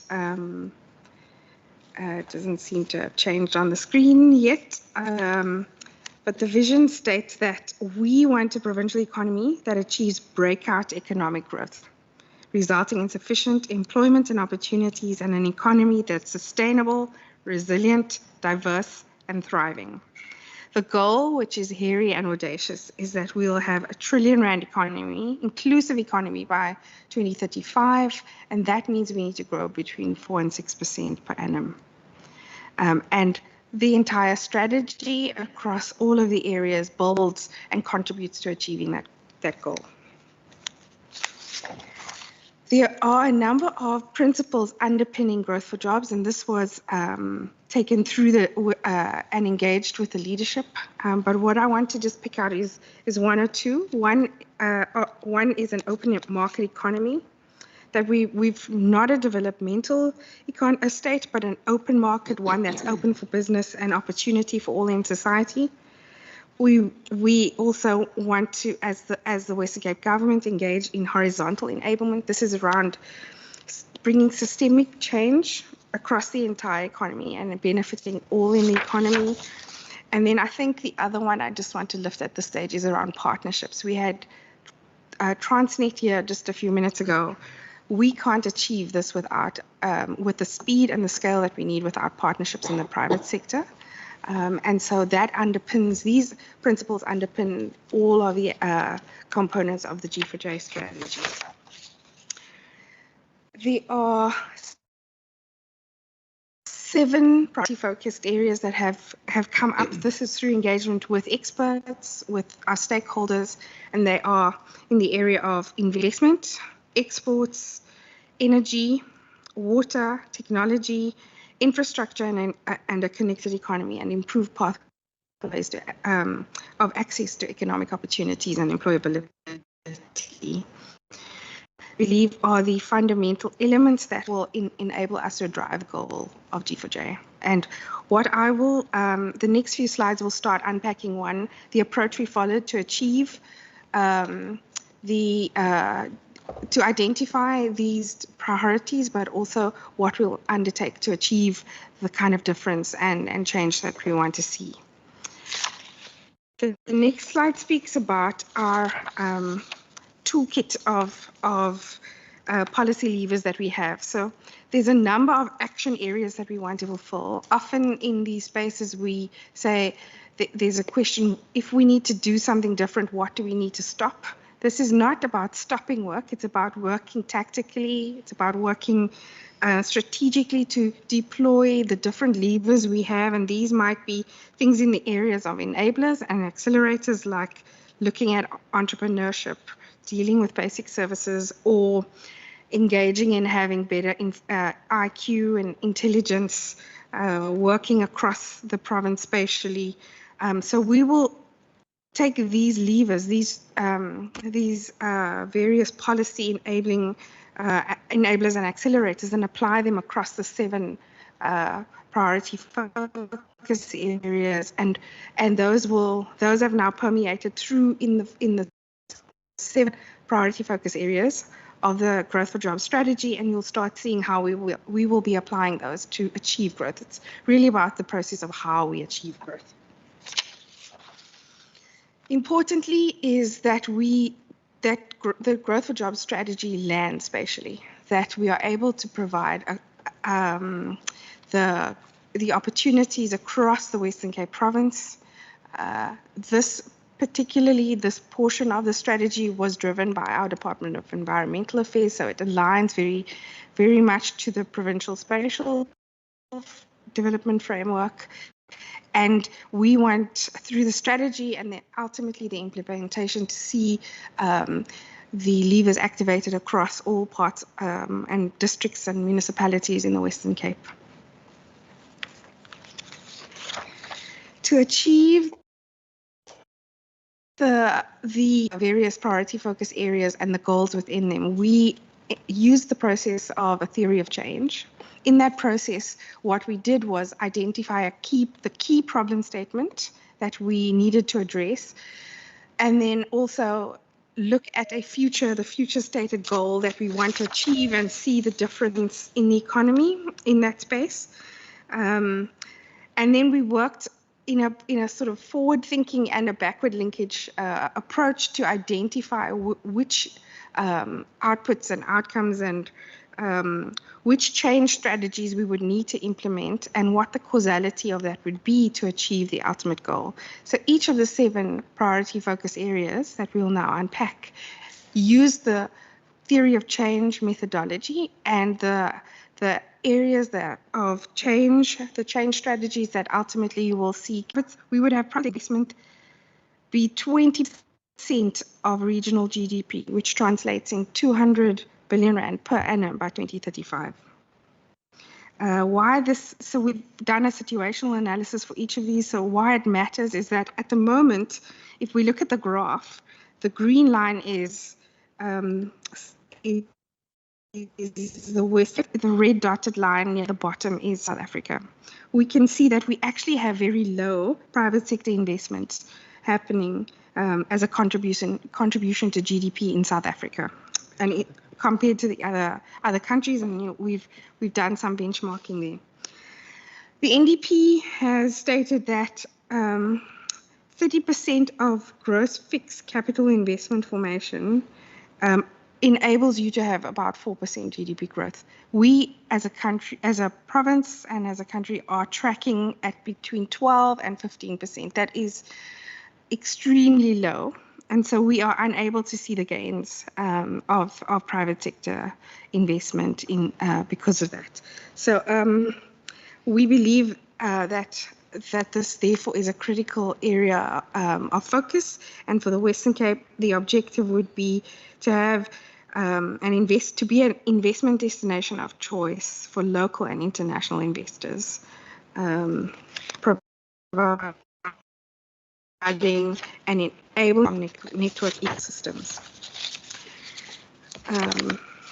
Thank you, Sheree. We've created a picture of success for each of these priority focus areas, and so for the area of investment, and I'll just flag one or two.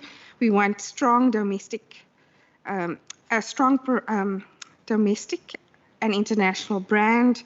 We'd like a robust and wide network of overseas and local advocates. We'd like to see all necessary information available and accessible to support investment decision making. So a number of these are all the picture of success. By the end of 2035, what is the Western Cape going to look like in terms of investment?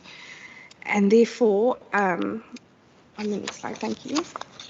We have identified a number of thematic areas within investment that would start addressing these, and these then form the intervention areas for the growth for jobs under the area of investment. The actors and the role players in the space are not only DDAT, but a number of other private sector and other departments, national and provincial, that would have to come on board to work in the space.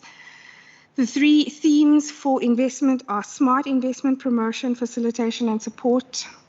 And here we'll see things like developing a Cape brand, aggressive programs to market and promote growth opportunities, and developing a platform to seamlessly link investors to opportunities. Under the intervention enabling competitive environment theme, we already are working on some of these. So things like addressing the visa challenges.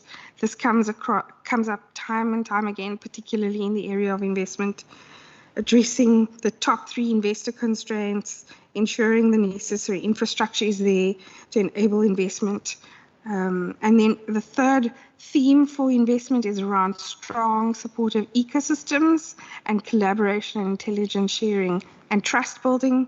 And here we do need to invest in programs that support our economic intelligence and IQ that can inform decision making and supporting growth opportunity ecosystems in the Western Cape.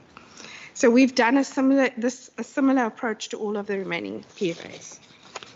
The next one is around exports, stimulating growth through exports and domestic markets.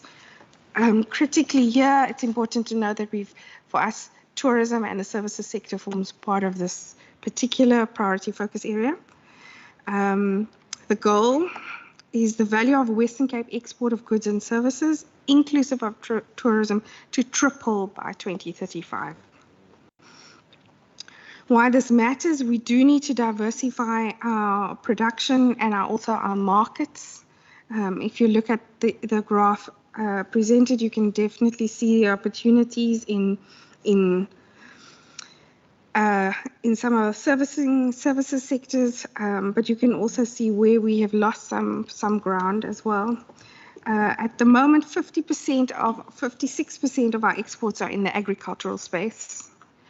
If we were hit by a drought, that would be significantly impacted. So the issue of diversifying exports becomes critically important. We have a very strong tourism brand, and we'd like to capitalize on that. And so part of our picture of success is about creating this provincial brand. It's about creating positive sentiment. It's about a good reputation. It's about lowering trade barriers in the West nationally and for the Western Cape. Strong networks, focusing on targeted markets, amongst others. We have also got 3 themes that emerge in the area of exports: enabling and unlocking and enabling competitive export environment, strengthening and diversifying the Western Cape export base, and driving market access. And some of the programs or interventions that fall within these themes: improving freight logistics, again, linkages with what we've just heard, expanding air access, again, economic IQ comes up time and time again, export strategies in particular markets, and strengthening intergovernment coordination are just some of the activities we will be driving in the space of exports. The next PFA theme or priority focus area is the area of energy. So energy resilience and transition to a net zero carbon. That's critically important. The goal is to reduce reliance of energy on Eskom of between 1,800 and 5,700 megawatts by 2035, and estimated to attract between 21 billion and 68 billion in related investment. The issue of is here that we want to reduce reliance on Eskom, not necessarily independence, pure total independence, but also importantly, we are I think we're number 3 as a culprit in terms of coal-based, the coal-based nature of our economy. And so we do need to actively look at addressing that. The issue of being so coal reliant is that it does affect our carbon barrier taxes, especially in the area of exports. So we do need to do something very active and strong in the area of energy. We have a very strong energy resilience program already in place. But we are, and you would have heard about our billion rand investment over the number of years. The Western Cape is placed for renewable energy, and so the picture of success for us is really about having a clear plan in the uncertainty we have at the moment around energy. We want to have a localized energy network with supporting grid infrastructure. We want abundant low carbon energy available to the needs of the economy at the growth rate that we're wanting to go. We're definitely going to be requiring a lot more energy. So how do we secure additional and alternative energy sources? The themes that emerge within energy resilience at the moment, with load shedding so prevalent, there's a lot around disaster mitigation and management, energy efficiency at scale. So how do we develop energy efficient programs, strengthening and the development and strategic development and management here. We want a provincial resource development plan, integrated plan. We want to also have intelligence that can support some of our decision making. We want to, we have a theme around energy generation, procurement, trading and of low carbon energy.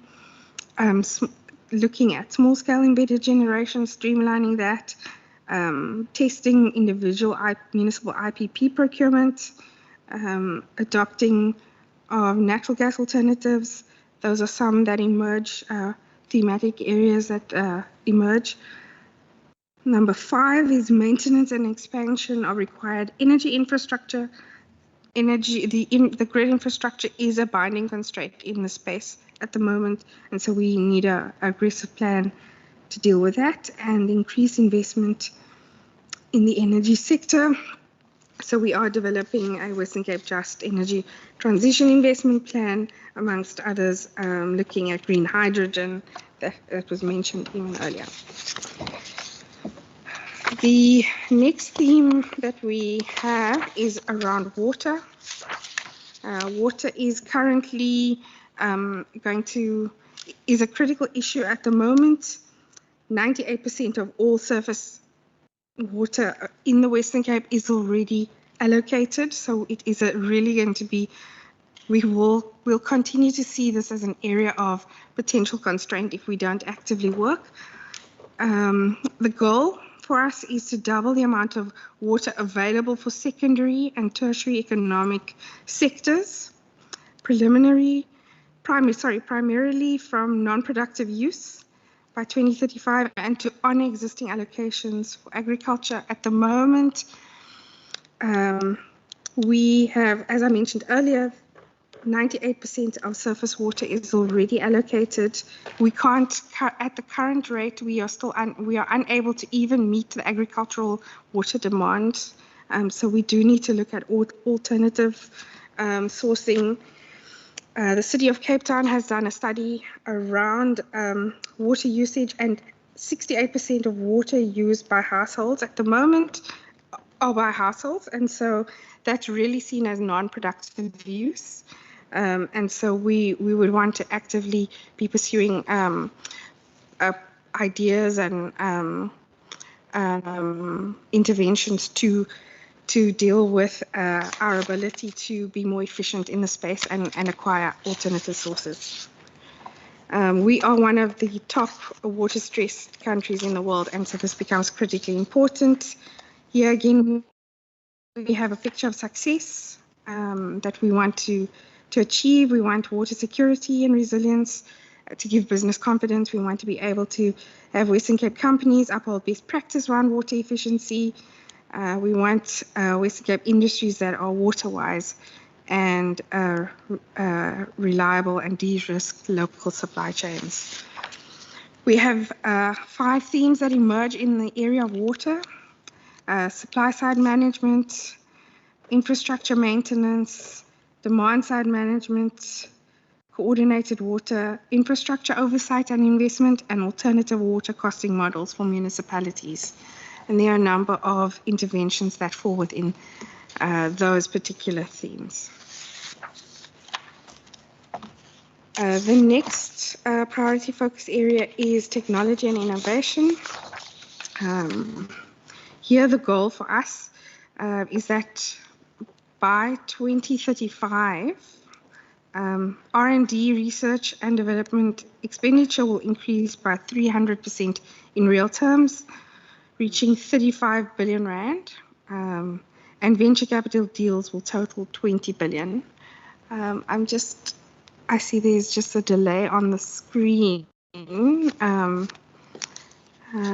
I'm hoping that, yeah, there we go.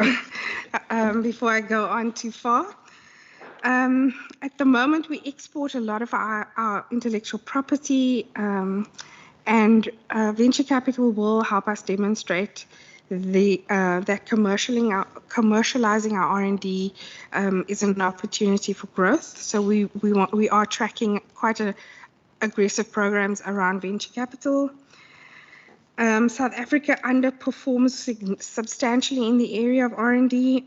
We have low expenditure, and our rates of conversion from idea to commercialization are particularly low. We also have quite a low tertiary enrollment rate here, and so compared to other countries like Mexico, we're at least half of the level of innovators and researchers available in South Africa, and this is a constraint in the area of technology and innovation. But we have an audacious picture of success. We want a digitally transformed economy. We want to be able to strengthen the technology and innovation ecosystem. We want government to become a catalyst for innovation in the province, and private sector to be energized with the culture of R&D, amongst others. The 4 themes that have come up in this area is strengthening ease of doing business and promote ecosystems of technology and innovation. Critically here, we need some regulatory reform. It is a massive barrier to the growth of the sector. Stimulating growth and demand of innovation and technology startups and scale-ups. Positioning again the Western Cape as Africa's venture capital, digital tech innovation and startup hub, and driving Western Cape to be more outward-facing in respect of innovation. Supporting human capital development. This human capital is probably the biggest constraint we have in the space of technology and innovation. We just don't have enough people with skills to attract the kind of investment that's possible. And so a number of programs from school to tertiary fall within that basket. And then establishing the Western Cape as the venture capital hub for startups and scale hubs is the third area of the technology and innovation theme. There are two more themes. The one is infrastructure and a connected economy. And here, importantly, what we want to see as our goal is that the Western Cape economy will have infrastructure required to support and enable its trillion rand economy, and that public sector capital investment in the Western Cape will be 10% of regional GDP. As in the case of investment, the first PFA, there is definitely a link between private sector investment and GDP, and therefore public sector investment and GDP, which is what we're trying to illustrate in the graph. In the Western Cape, we would want to. There is a causal link between infrastructure and GDP growth, and so we'd want to see quite a substantial investment in that space, and that covers issues of mobility, broadband access, health and educational infrastructure. And at the moment, we see that in the country there is a high risk of infrastructure failure, and that's been traditionally due to failure to invest in infrastructure, and budgets in that space have been declining over a number of years, bringing about inefficiency. The picture of success for us deals here with intelligent, resilient infrastructure solutions that will enable breakout growth, future-proofing infrastructure, so being able to predict and address infrastructure timelessly, relevant infrastructure solutions, be it physical, digital, or hybrid, officials that are enabled to be innovative, supportive, and responsive are amongst some of the picture of success. There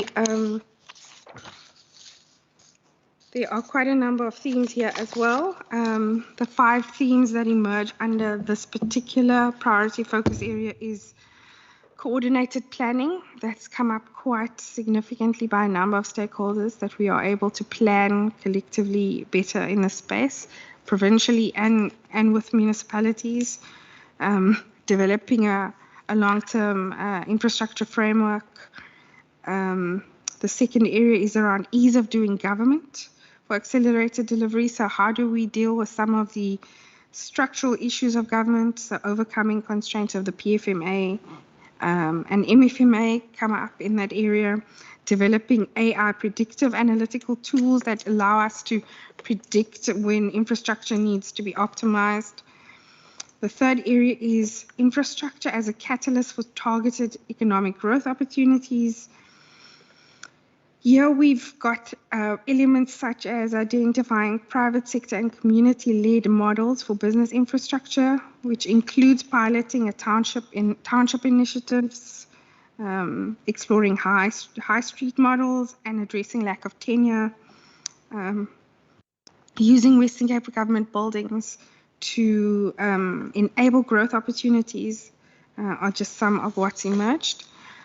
Number 4 is harnessing the opportunity for digital and hybrid infrastructure. So our broadband infrastructure, addressing ease of doing business in terms of way leaves, which enable digital infrastructure to be proliferated across the province, and digital access. So there's quite a number of digital transformation themes. And then the third thematic area is logistics and mobility. And so here there are things like working collaboratively with Transnet, seeking the devolution of PRASA Metro Rail function down to the municipal and provincial levels, and addressing new mobility solutions. The last thematic area is the area of economic improved access to economic opportunities.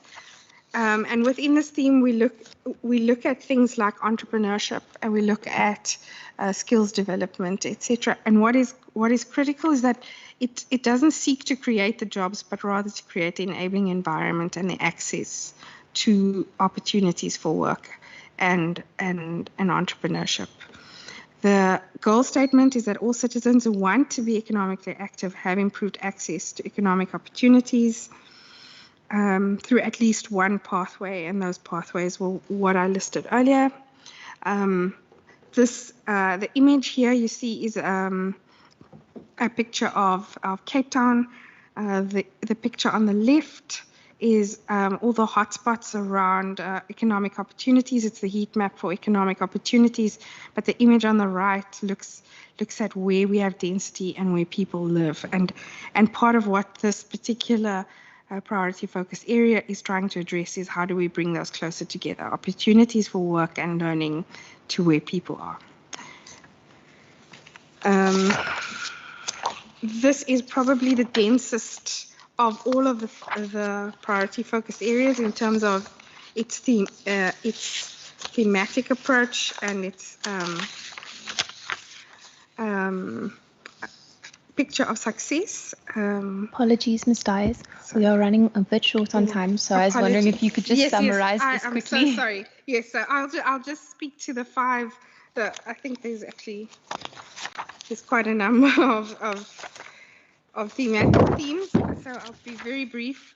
The interventions themes are around improved education and competency-based pathways, improving school, post-school and tertiary education partners, improved work and skills and productivity pathways, bringing economic and pathways and opportunities closer to citizens, enhancing entrepreneurship pathways, and coordinating and strengthening ecosystems in the space. As a last kind of summary, I will just say that if you can go to the second last slide for me, please. Third last, this one. Thank you. We have a big goal. The goal around growth for jobs is around R1 trillion economy and 4 to 6% GDP growth. If we effect the 7 priority areas and undertake these themes, what we will see and what will emerge is that we'll start seeing the opportunities of jobs. So the 4 to 6% is a targeted and focused approach for us to achieve growth, with the aim that through that indirect and direct employment will be created of between 600,000 and 1 million new jobs by 2035. I will leave it at that. Thank you. Thank you very much. Members, we'll open up for a quick round of questions, but just noting the time constraints, what I would like to suggest is if you could please limit your questions to 2 questions, and if you have any burning questions thereafter, then we can submit them to the department to answer. So that means 2 questions and 1 round, and then from there we'll excuse the department and move on to our own resolutions. Is that in order, members? Okay, I recognize firstly, Member America. Thank you, Chairperson, and thank you for the presentation. Chairperson, I'm partly excited about the strategy, and I think that if implemented, could significantly contribute to economic growth in the province. I would like to compare it to what Jim Collins, management guru, stated many years ago, that we need, as a government, as a province, we need big, hairy, audacious goals, which is considered as a BHAG. And I think to a certain degree, this strategy falls within that sort of concept. But for me, the time frame of 32 years is a bit long. We need to have more measurable short-term time frames to measure the success of the strategy.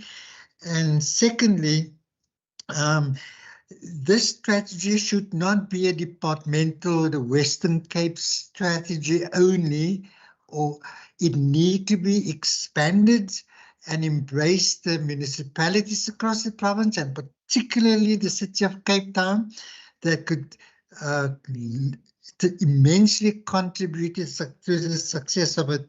And lastly, it is risky, but it is necessary to do it. And we need to have the measurable success milestones clearly defined, because I don't see that it speaks about jobs and growth, but I don't see the projected growth that we have after 10 years and the number of jobs we have to create after 10 years, because we have a huge unemployment problem in the Western Cape, particularly unskilled workers. And I don't get a sense that we are addressing that particular sort of problem very effectively. But lastly, Chair, it's a high level macro vision and framework, and I think that we're on the right path. Thank you, Chair. Thank you very much. I see Member Mvimbi.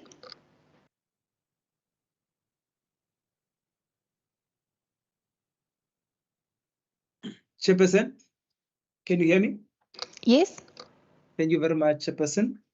Let me welcome the presentation and the strategy in general, and maybe also commend the department for such good work.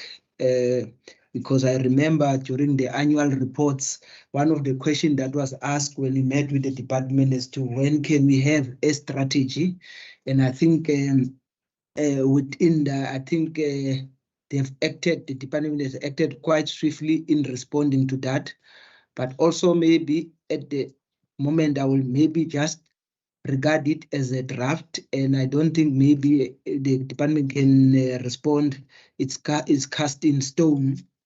If maybe there are still inputs that would like to make, I don't know, is that also still time for that, and in the form of suggestions.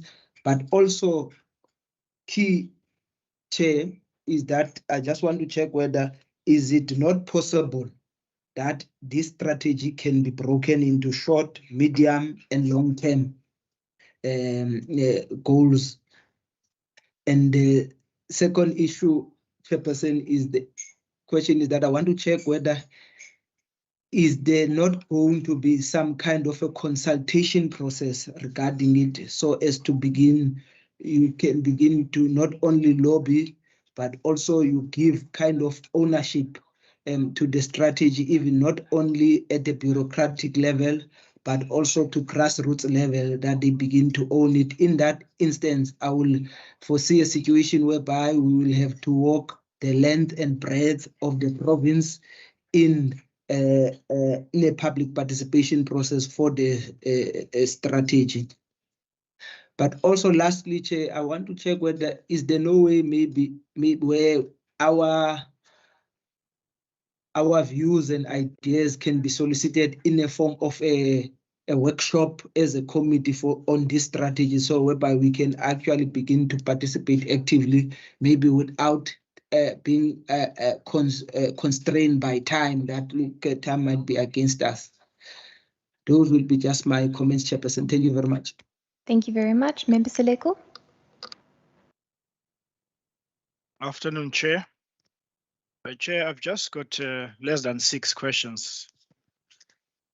Firstly, Chair, I'd like to commend the department and the minister for having the courage to come with solution in terms of how they will revive the economy of the Western Cape within the next 12 years.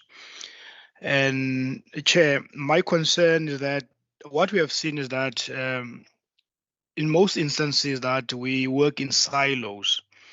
And I would just like to know from the department, how are they going to attend to the issue of, as a province, not working in silos and making sure that each and every sphere of government actually contributes and buy into what you want to achieve within the next 12 years.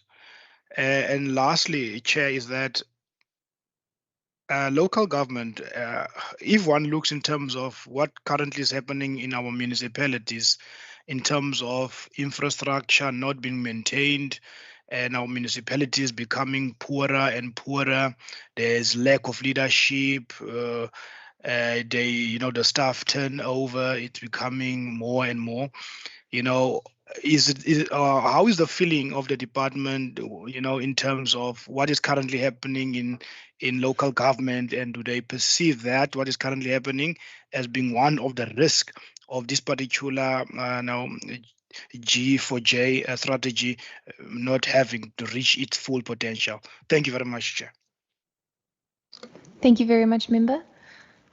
Just my comments and questions as well. I think I'd like to say that this is quite an ambitious plan, but it's exactly what we need right now in this economy. So thank you to Minister, to the HOD, and to the department for all the work that you've done in this plan so far. I have two questions. My first question, and I realize this is more on the implementation side, but having been a civil servant in my previous life, I wanted to get an understanding of whether you've started to look into KPIs and how these might be adjusted so that the officials can meet their current targets as well as the new targets that will be set through this and not burnt out in the process. And then just anchoring on what my colleagues have raised already, what engagement has taken place maybe at the district, municipal, metro level, and maybe also with business chambers? Thank you. I'll hand over to the department and the Minister.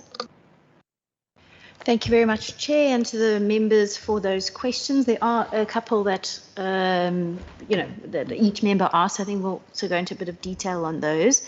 Thank you, Honourable America, for being excited about the strategy. We certainly are, and do think it's a hairy, audacious goal. So it is a 12-year plan up to 2035. In the interest of time, we didn't give you chapter and verse of the strategy because it would take about over an hour for us to present to you in more detail. But the strategy is broken down over 3 time horizons, which is the now, which goes up to 2026. Then it moves into the transition, which is up to 2030, and then the future up to 2035, where along those 3 time horizons, we will be, starting to what we can develop now, starting to plan for those future projects, and then the transition in between.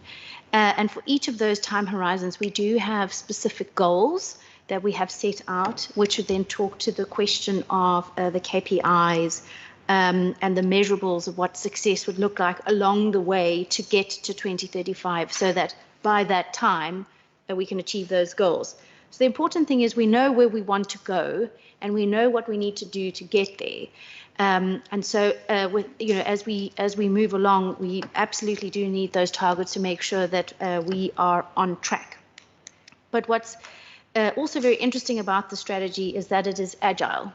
So because we've got these toolkits of levers and enablers, if certain elements of the economy change, we have the ability to pivot and shift so that we can remain on track in different ways depending on the focus area. Then there was also a question on consultation, and I'll ask the department to provide you with more information, but there was extensive consultation. I think Honourable Mvimbi, Honourable Seleko and yourself, Chair, have asked about it. So, I mean, we conducted more than 3 surveys. We had over 181 engagements. We spoke with just under 700 unique individuals. Our participation was over 2,000 individuals. We had over 24 engagements. We had a commenting window, and we received over 77 comments. This came from not only internally within the government, because it is a transversal strategy. So we had a lot of comment internally. We also had a lot of comment externally. And then, of course, in the different pieces of work that led to this, starting with the growth diagnostic, then the strategic framework, and now the strategy itself. And at each of those points, we had consultations with different stakeholders. And those, of course, included, I'm just trying to find the list, but we had, of course, within the government, in the private sector, national government, entities, think tanks, municipalities, academia, certainly business chambers, and so on. I did mention academia, yes. And then we've done quite an extensive bit of work with municipalities themselves, which I'll ask the HOD just to expand on. And then also an important part which speaks to Honourable Sileko's point around silos, which is, of course, very difficult in government to break out of those silos and to work transversely, which is also, I think, why this is a very ambitious plan. And we've actually made HODs from different departments responsible as the leads for the specific PFAs. So that helps to co-create projects and programs, and the innovation that comes from doing that is quite frankly remarkable, because you're not in your little silo, you're able to see across and towards the goal. And so far, I have to say, it's really producing some excellent results. And more of the how we can present to you in the implementation plan, which we'll be able to do probably in around August or September. This specific strategy that we presented to you today is the final approved by Cabinet draft. It is the strategy. So it's no longer the draft, this is what we're rolling with. But of course, we are still busy with the implementation plan, which we will share with the Standing Committee as well. And of course, we welcome comments from members of the committee on your thoughts of this strategy and what our intentions are. So with that, HOD, maybe you could take some of those further. Thank you very much, Minister, for that feedback. Its implementation, it becomes absolutely crucial in landing the strategy, and we also understand that it is at the local level where the strategy would actually find resonance and find traction. At the level of the conceptualization of the strategy, there's been wide consultation with the cities, with the metros, and with the municipalities. And I think when you read the full strategy document, you will see some of the useful comments we got from the municipalities, the metros, and the districts. We don't want to leave them when we go into implementation. So we're going back to engage with the districts, with the municipalities, because each area or each municipality has a very different economic profile. So therefore, the strategy is built in such a way that each municipality can look at its own profile and then pick from the tools that are made available by the strategy and then respond to the challenges on the ground. So the team will be going out. If they haven't started already, then I'll be very angry, but they're supposed to have gone out to engage with the municipalities, and they can start talking about which ones they've started with and what's the plan to roll that out. But that's absolutely fundamental. And I think Minister made the point earlier on that this is an agile strategy. We might, in the next 3 years at the first horizon, the circumstances might have changed globally or locally, or the national context might have actually changed. But the beauty of the strategy is that the principles are there, which allows you to pivot. The enablers are there, which allows you to actually pivot. And I think we provided a suite of tools from which anyone can actually pick to be able to pursue their ambition. Whether you're a business or whether you're an individual, you have a choice. And the strategy enables you to pick whatever tool you'd like to pursue the ambition. Maybe you can talk a little bit more about the first work with the municipalities. Yes, thank you. So we have an engagement plan that we've developed for G4J at a public sector level. We are working with the district forums. We've already started having at a local level engagements. We were in George about 3 weeks ago, engaging with that district forum, and there are a number. We're using the DCF channel to engage with all of the municipalities. At the private sector business space, we've already started implementation conversations with the Chamber of Cape Town Chamber of Commerce, AHI, Accelerate Cape Town, the 4 universities, Czech Forum for the universities, and the TVET College space. And the idea is that before we launch, do a big public launch of G4J, we already established some partnerships around areas of intervention that they want to engage with us, so that the launch is quite meaningful in that regard. So, so there is quite an in-depth process around raising the profile and awareness of G4J and embedding it in the strategies of the various organizations over the next 12 years.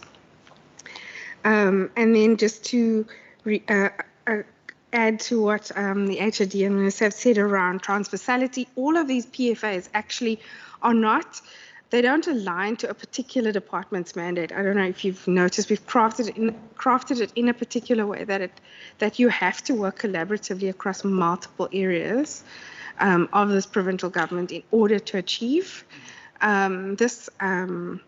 these goals. So embedded in the nature of the work is that we have to work differently in order to reach scale, and that's really now rubber hit the road kind of space we're in. The last comment is that the City of Cape Town is also a key strategic partner, and we have special engagements with them as well. Sure. If Rashid or Shure can talk about the issue raised around the skills at the municipal level, and is there a risk that this might not land because of lack of skills at the municipal level? Thank you, Chair. Definitely, I think we recently had a strategy session, and I think this is when it came up. So what we're busy doing as DDAT is, I'm addressing a little bit what you said about KPIs, is we're looking at how do we need to almost change and future fit our organization to be able to deliver on this. So that's also something that's underway, is a reshaping of the tools, the capabilities of us as an organization to deliver this.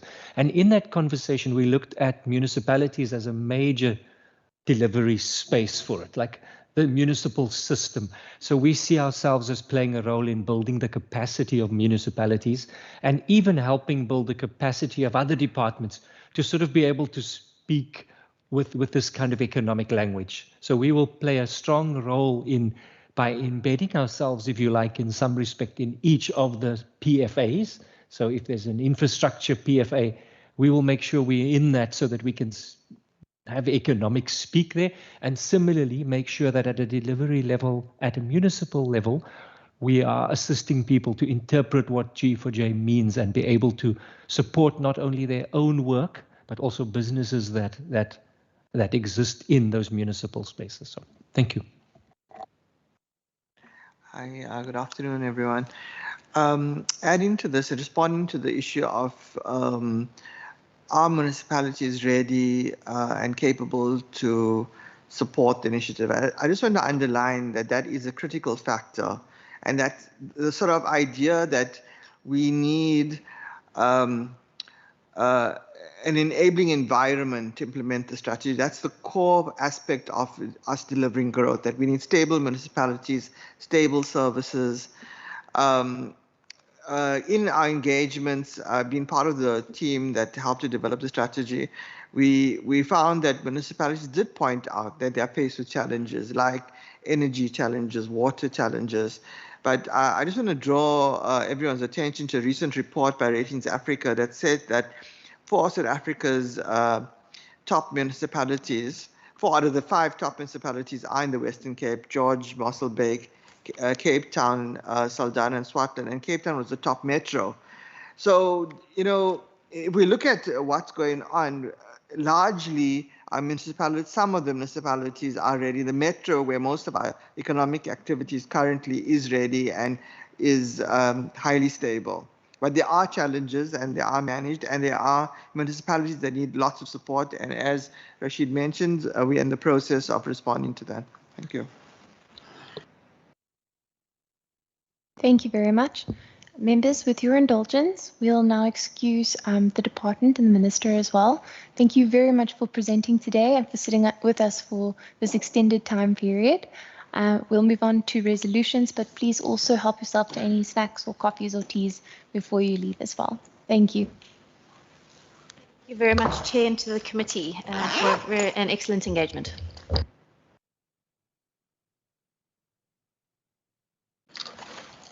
All right, members, we'll just give it a moment and then we'll move on to resolutions.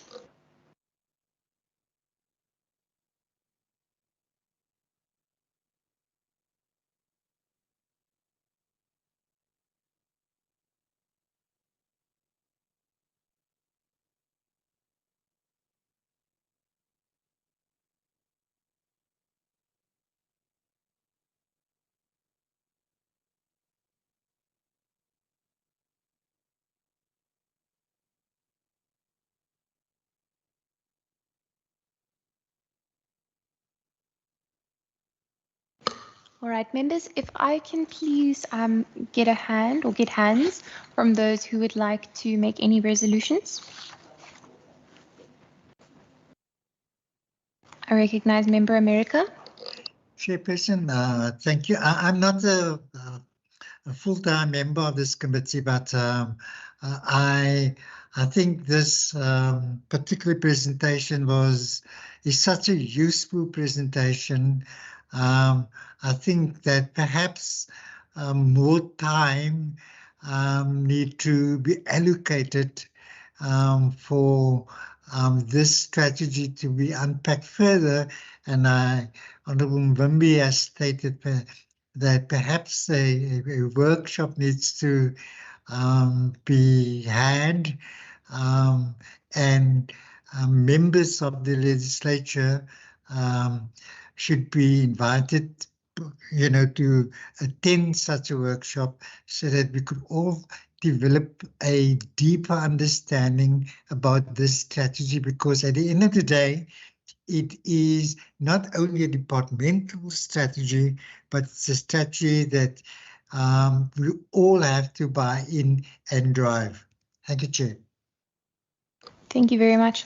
I would support that, but maybe instead suggest that we invite the committee once they are ready to discuss the implementation plan and invite them to report on that so that we can also give them our feedback, and we could maybe extend that session to 2 hours so it would allow them to not only report but also for us to provide our inputs.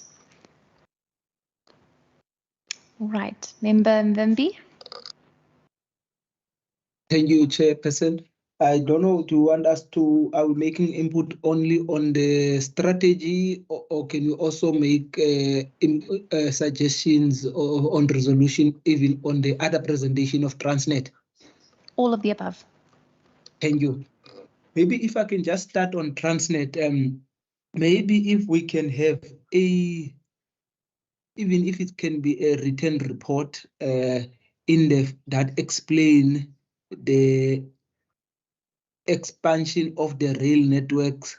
That is, they said about there was a George to Neisner rail that has been upgraded there, and then now it's out on tender. Maybe if we can just get as to some kind of a report on that, because I know that route has been closed for more than 5 years, if not 10 years, due to some flood that took place many years ago. So it is a good thing actually for it to be open now. If maybe we can just get some report on that, and as well about this one between I think it's between George and Kliplat, or Cape Town and Kliplat, where they say there is some cement activities that are taking place. So if we can just get some more written info around those, Chairperson. And then also on the strategy, just want to, I don't know, while I definitely agree with the idea of us as a committee interacting more with the strategy, but I think the best way really, Chairperson, might be good to consider the idea of a workshop, where, because sometimes if they come here in front of us in the sitting format, it kind of becomes a very formal and maybe very restrictive.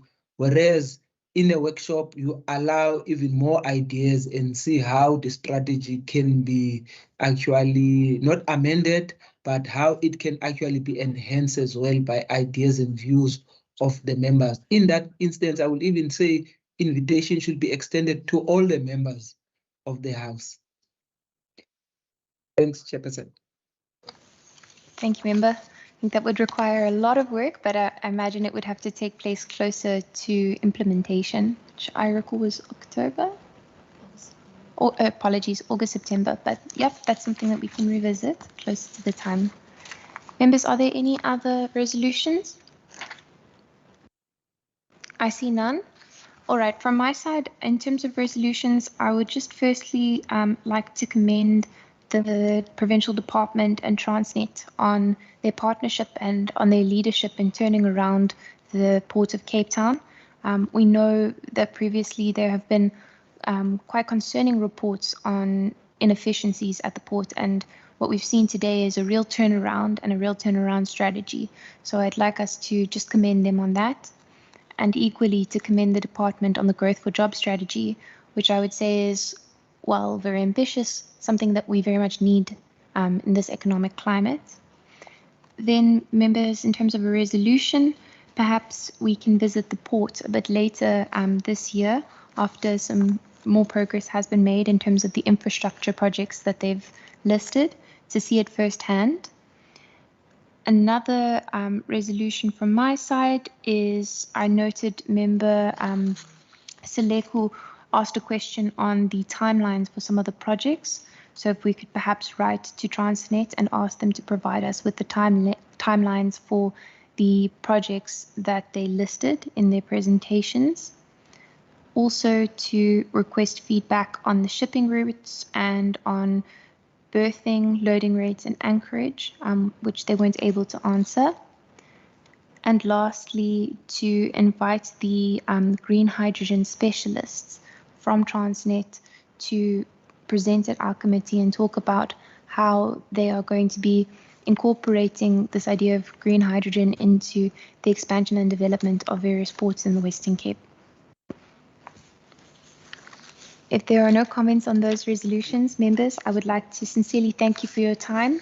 I apologize for running 15 minutes over, but I think we've had a very, very helpful and engaging session today. And again, thank you. Meeting adjourned. Thank you, Chair. Have a lovely afternoon further.